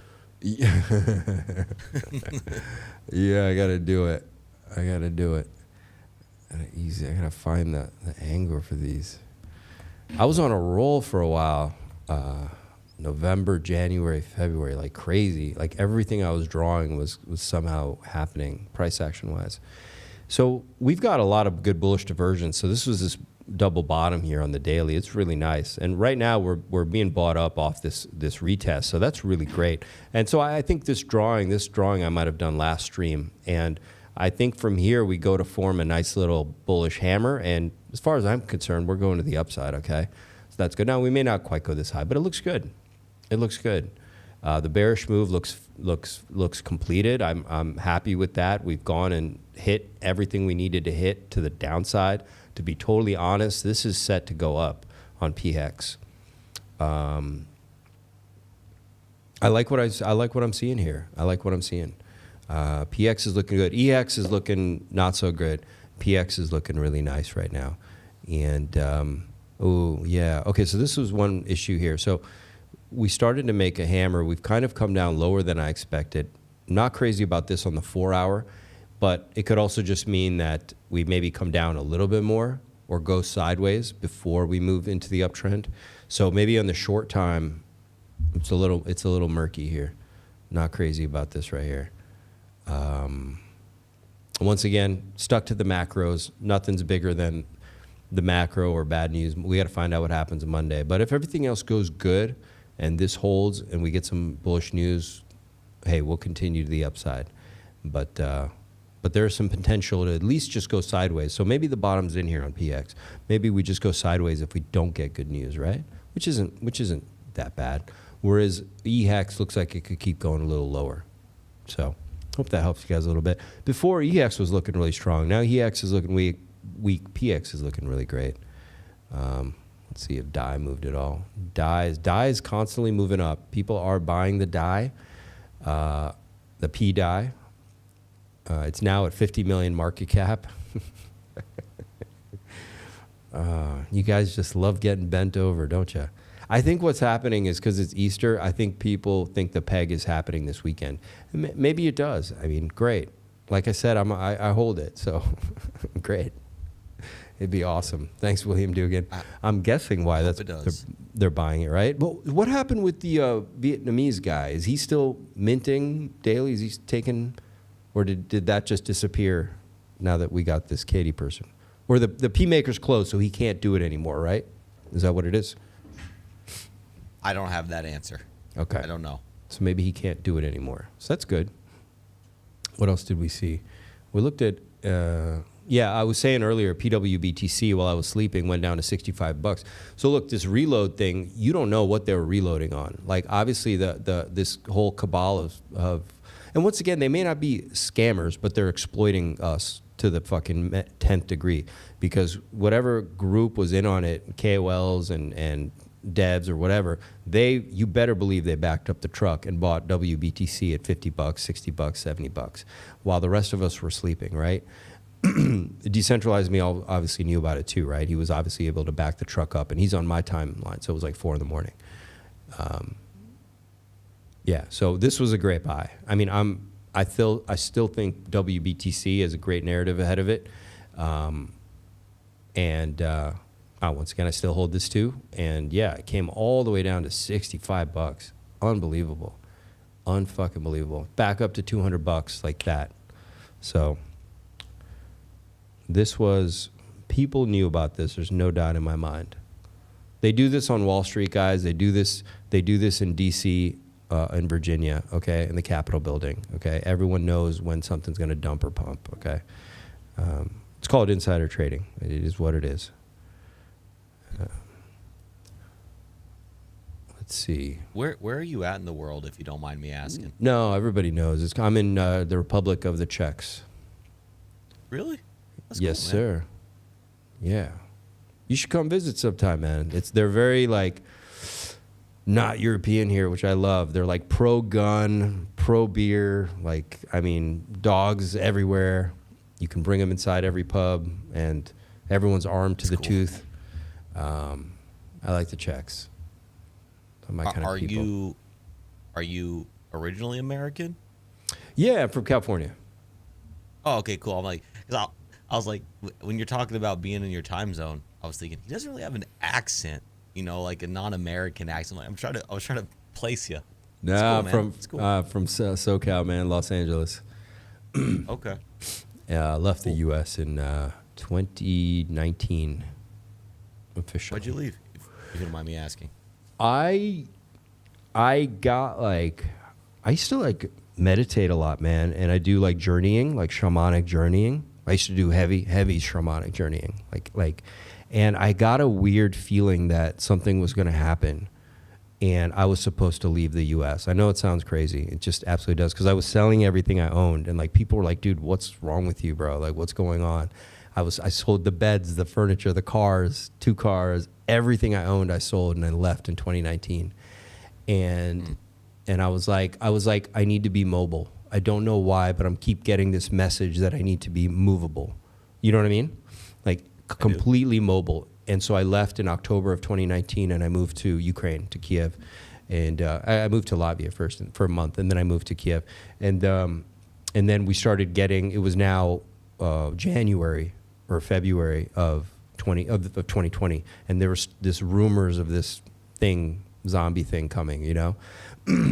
And I was like, oh, I wonder if that was the thing I was getting. I call it a kick. I get these kicks in my gut, and I always call it, like, people that know me know, like, when I get a kick, it's like this deep intuition. So when I was supposed to leave, I got a kick, and it won't stop kicking me until I somehow do something and take action. So I got this weird kick, and I was like, okay, this is going to be something. And so I was like, where would I want to be if this was really like something bad? And I was like, well, I need to get to a beach. I need to get somewhere warm, definitely not in Eastern Europe. So I left for Brazil. And I landed in Brazil. And the week I got there, because I landed on like Monday or Tuesday, 2 days later, the world went into lockdown within like 2 or 3 days.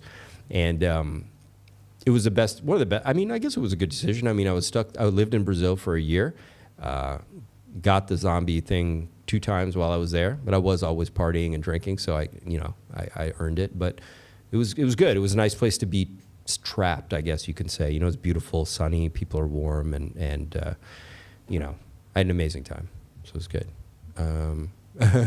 Deerslayer, I left because I lived in California. I was to the point where I hated California. Yeah, that is true. I was seeing this change in friend circles and like weird stuff that wasn't, I didn't care that I had friends that were suddenly like, and like people changed genders, and like there was cross-dressing and a lot of crazy drug use.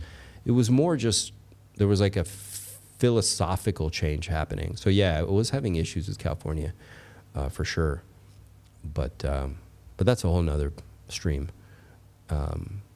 Everyone sees that, right? What's changed in California. So I feel like I left at the right time, because it really went downhill after about 2020. It really went nuts over there. But some people love it. I know some people swear by it, but I saw it coming. I saw it coming about 2012, 2013. I was like, something's not right. I'm like, people are changing too much. Like, what's going on here?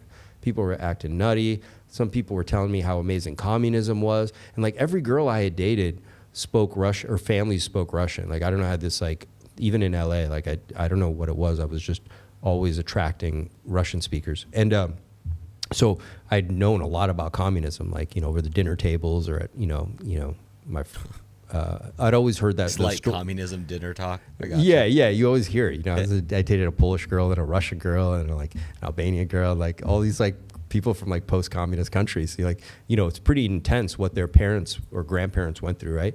And so all of a sudden in LA, after 2012, right after the 2012 transition point, a lot of people were talking about communism and Marxism and how great it was, and it was really scary.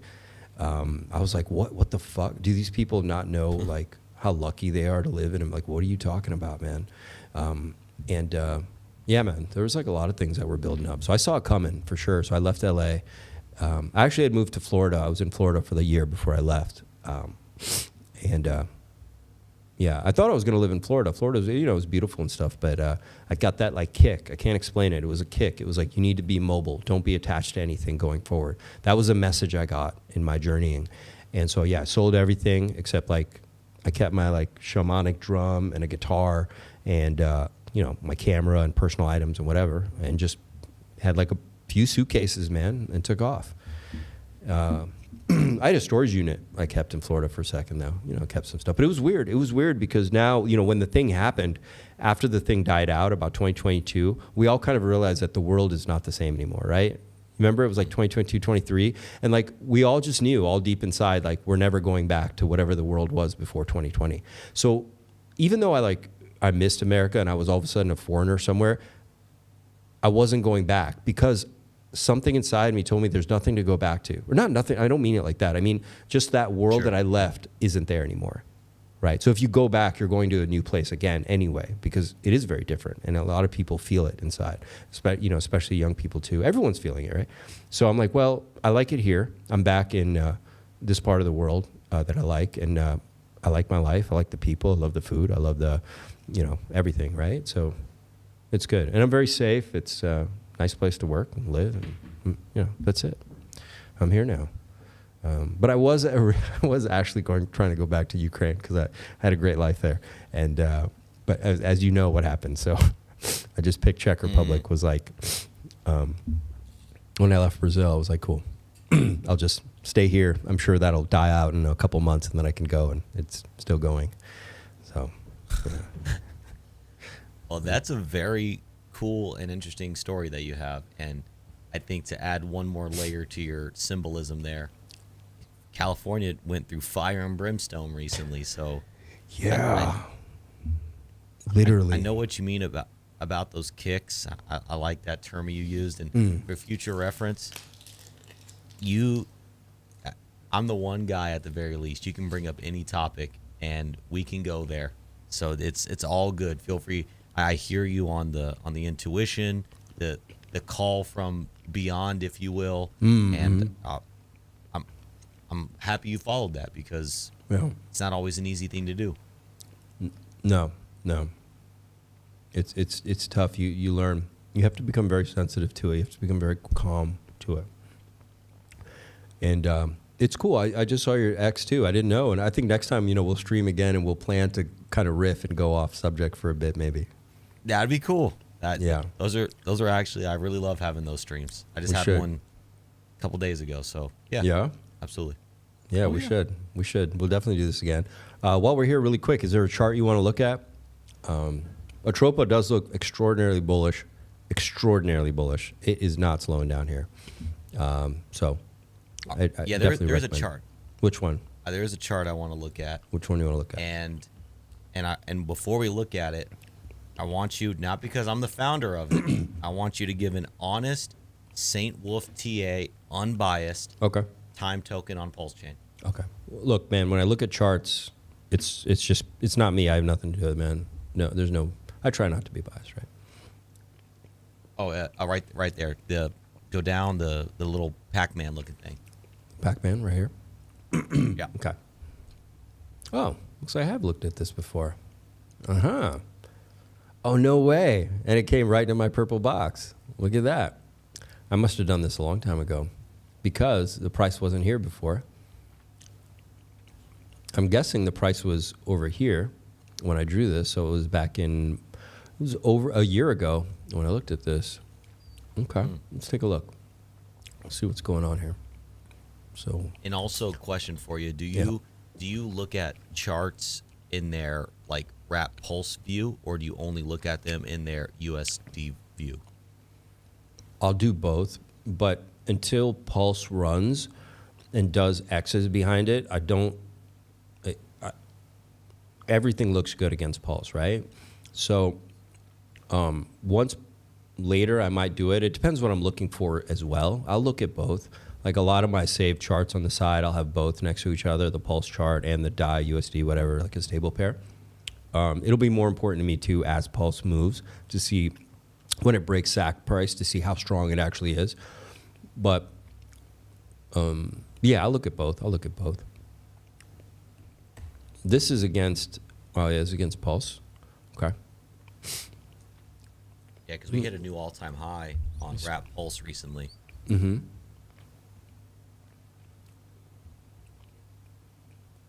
Okay. 5K volume. liquidity?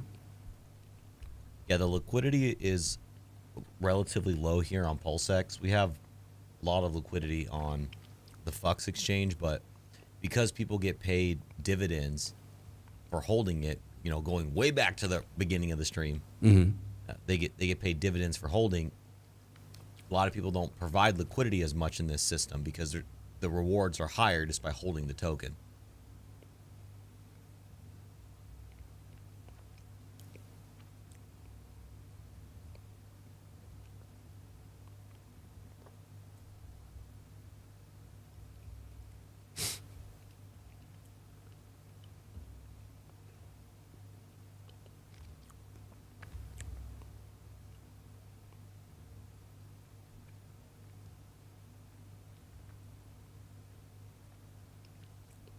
So I don't know anything about this, right? Like I really don't. I know we talked about it before a little bit.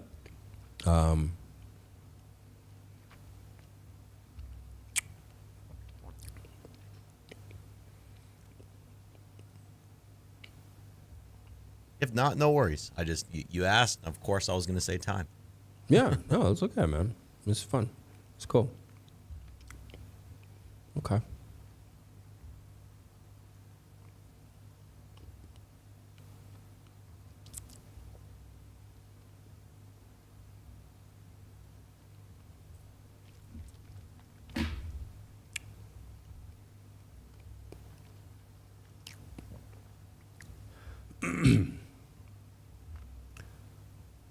So it definitely looks very interesting, for sure.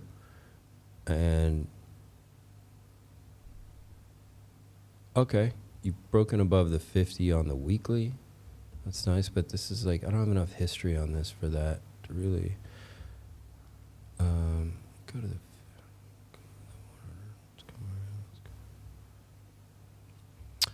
I don't need this right now. Let me think. Let me just look what this is looking like. 1 second here. I feel like I almost didn't drink enough red wine. So you're making higher lows. You're moving up for sure. There's definitely strength in this chart, like absolutely, no doubt about that. Hang on 1 second. Let me just see something here. And one other interesting thing too to consider on this chart is we were one of the oldest and first projects to ever launch on PulseChain natively. We launched 10 days after PulseChain launched. Oh yeah. And this is actually day one. You're looking at the PulseX V2 chart. It's actually day one of PulseX V2 even existing. So you're getting the whole history of PulseChain in the chart too.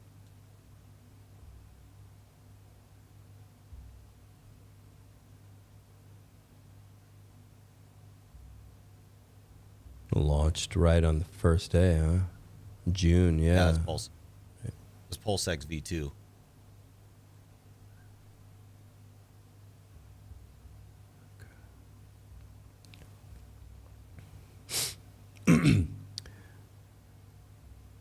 This is probably February 24, and then this was that one on December of 24. Let's go to the daily here. Okay.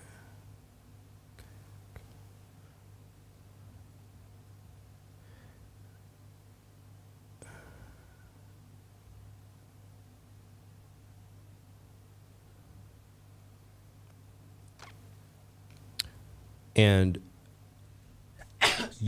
time, bless you. So Sorry. people hold this in their wallet. Now, you don't get this when you have a wallet. You actually have to buy this. Correct. It's not, okay. Yeah, because when people are getting paid the dividends from the Internet Money wallet, it's not in time. Time is actually deflationary. They get paid, in this case, PLS. So people don't really provide liquidity because by providing liquidity, they give up their dividends and they'd rather get their dividends. So Yeah. that's kind of it. You know, all these ecosystems have their, you know, their nuances, and that's one for us. And so the liquidity being low, you could call it, it's a feature, not a bug, let's say, because what it shows is that people don't want to sell. effectively.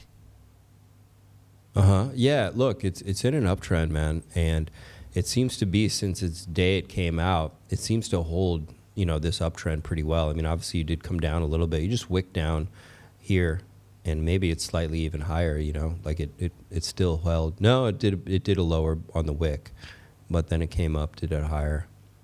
So generally, if you buy at this trend line, it seems to be a good place, to enter. And that generally may be your best entry. So if I was just looking at this and you're like, should I buy this? Is it going up? Well, it's been going up. Like the lows generally seem to make higher lows, right, as we're going in time, which is a great sign. So if I were entering this, would I wait for a pullback? You're above a lot of support right now, okay? I mean, you're above a lot of support. Well, see, this is why I like to look at charts in general, because we're also subject to the price performance of Pulse, right? So a lot of our negative price decrease has been because PLS is going down. Yeah. So like actually the wrap Pulse chart, it's way better. I like looking at those charts personally. You're more the TA expert, but in general, I like looking at the thing that the assets are paired against, because you see actual real buy volume and sell volume. Nobody could have bought and we could have still had a red candle, or nobody could have sold and we could have still had a red candle because someone dumped Pulse. So it's kind of like you're subject to it. Whereas if you look at the wrap Pulse, you see buyers and sellers, and the wrap Pulse chart for time is a thing of beauty. Yeah, I think it looks good. I think we're possibly, once again, it also depends on this macro on the Monday, but just from a lot of these factors, we're probably going to come back to this line possibly, which is nice. So that might be your place to enter. But I do think we'll probably definitely at least come back to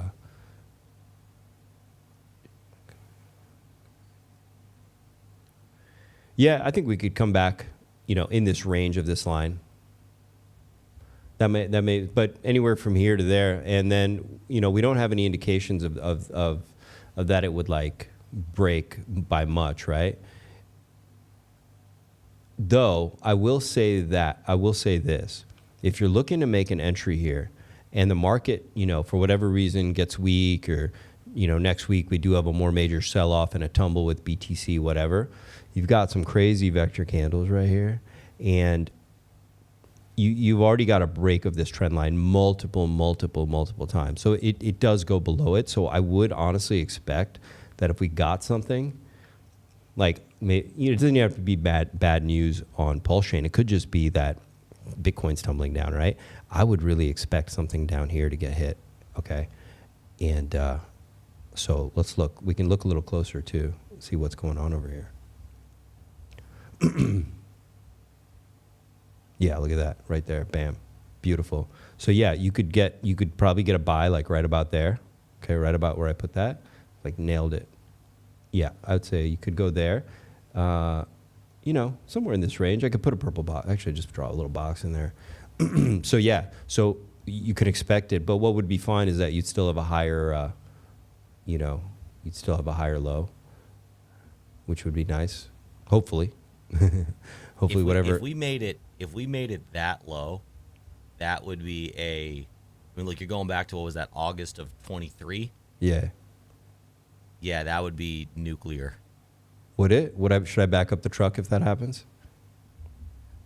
I haven't. Look, when's the last time we saw 3 zeros anything on the chart? Okay. So I got a box there. But now, we need some more Jeters because I'm going to be front run now, looks like. But yeah, so yeah, back up the truck. So maybe it's going to be more like this, right? It really depends on the macro too, right? If it's just something, we could bounce off that, but you've also got nice trend support here though. But it's kind of calling out for a little bit. So we have to look at what kind of news happens. You've got some nice confluence of support. It would have to break through. So it'd have to be something bad, but it'd be nice to have this fill, which would be a great entry, obviously, right? But if not, you've got a ton of support right here, a good confluence of support right here at 0.0011, right? So you have a little bit of a haircut. So come down like right about what I say.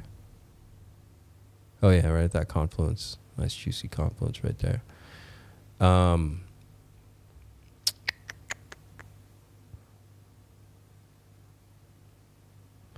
Yeah, but I don't know. Yeah, we'll see what happens. We'll see what happens. I'm going to get rid of this. Yeah, so either you're going to be looking to buy like right about here, if we're going to get down there, which I think we'll at least get there. And then if there's some BTCs taking a tumble, I'm guessing if BTC does, ETH's going to take a tumble. So then we can probably expect things to break down a little bit lower. You might get a beautiful entry somewhere around this box or in it. Yeah, or even at this line, you know. Yeah, that's what I got. But it looks good. Generally, it's showing strength. It's moving up. It's never really, you know, falling apart anywhere. And that's, you know, that's what I like that. I don't need, you know, giant pumps and then dumps. I don't mind these gradual movers because it also allows you to trade it in and out, right? It's true. Which is nice because pWBTC kind of moved like that in the early days. It was kind of a nice, yeah, man, looking good. Looking really good. All right. Thanks for TA in it. What do you think, pups? We'll probably start to wrap it up unless you guys have maybe one more chart if you guys want to see. Otherwise, what did we miss? We saw hexes. We saw pulse. Oh, we didn't look at ink, did we? Well, there you go. Let's look at ink. We need to look at ink. Missed that one. All right. Oh, no, we looked at ink. There wasn't much to say. There wasn't much to see here. If things break down, same shit. You know, it's going to break down. That's it, you know. I don't want to get too bearish, start giving out lower targets. You see I got some supports, 86, 60 cents, 40 cents, of course, which would be the double bottom we had from way back there. Let's see what happens, though. Let's see what happens. See what happens. Something. Oh, most and pump, really quick. 2 RH memes. Yeah, I was saying before this was an ascending wedge, and we're heading back probably to double bottom around here at about 0.004, 0.005 here on pump tires, which I think is a great, you know, 8.4 million. I think RH has what, 50% of the supply? Is that the rumor on these? I think it's like 80 or 90. Does he have that much? There you go. I mean, look, you got a RH meme. He's on the logo fixing a tire of a car. It also represents pump tires, which every time gets used burns pulse, I believe. I mean, this is going to be a keeper. I don't know if you're on PulseChain and you don't have pump tires, there's literally something wrong with your head. All right, $8.4 million market cap could come a little bit lower. I don't know why did I put that there? Oh, I'm sure I had my reasons. Whatever. We see supports there. Whatever. No, I'm just going to leave it alone. Whatever. I'm sure I had my reasons. Most 40 million market cap. Same thing. Ascending wedge, breaking down. You're finding some support here at about 0.03, but I do think you'll probably come back and double bottom at 0.026. Or maybe you get a higher low and you just fill this wick around 0.03-ish. Let's see what happens. We got a lot of uncertainties right now in the air, and all this is still a slave to the macro since Pulse is not really moving yet. And then we got the court case Monday. So, but this is 40 million. Once again, same thing. I think RH has maybe 80% of the supply. Chat, you can correct me if I'm. What's up, Fatina?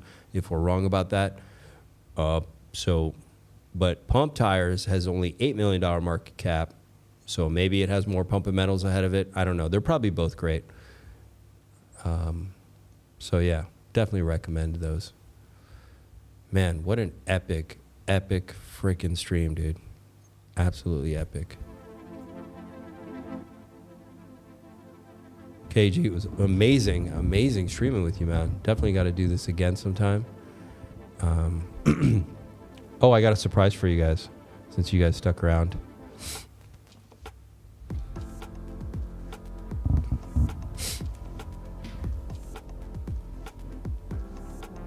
Oh, am I gonna get nailed for something?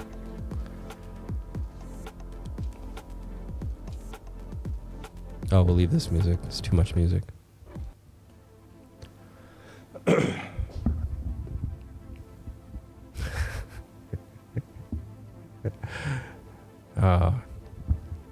You You guys are amazing. Smash the like button. Subscribe to the channel. Go subscribe to KG. Let me put his thing up again really quick. Yeah, I really appreciate you having me on. I didn't expect to strap in for 3 hours, but I'm glad I did. It was a great stream. I've watched you, your content here and there. So man, keep up the good work. I've seen the work you've been putting in, and I appreciate your perspective on things. It's great to finally connect and get to know a little more about you. Dude, thanks, man. Really appreciate that. And I can't believe we did. We went over 3 hours. Chat, why didn't you tell me? I said we're going to max out at 3 hours. We're at 3 hours and 40 minutes. Gee, are you kidding me? No, 3 hours and 40 minutes. Guacamole. But it looks like we have 79,000 people watching between X and YouTube. So everybody smash the like button. Go follow KG Crypto. Chat, you guys are absolutely amazing. Except for 2 of you. 2 of you aren't, but the rest of you are absolutely incredible. We love each one of you. And we'll do this again soon. All right. See you later. All right, Pops. Night.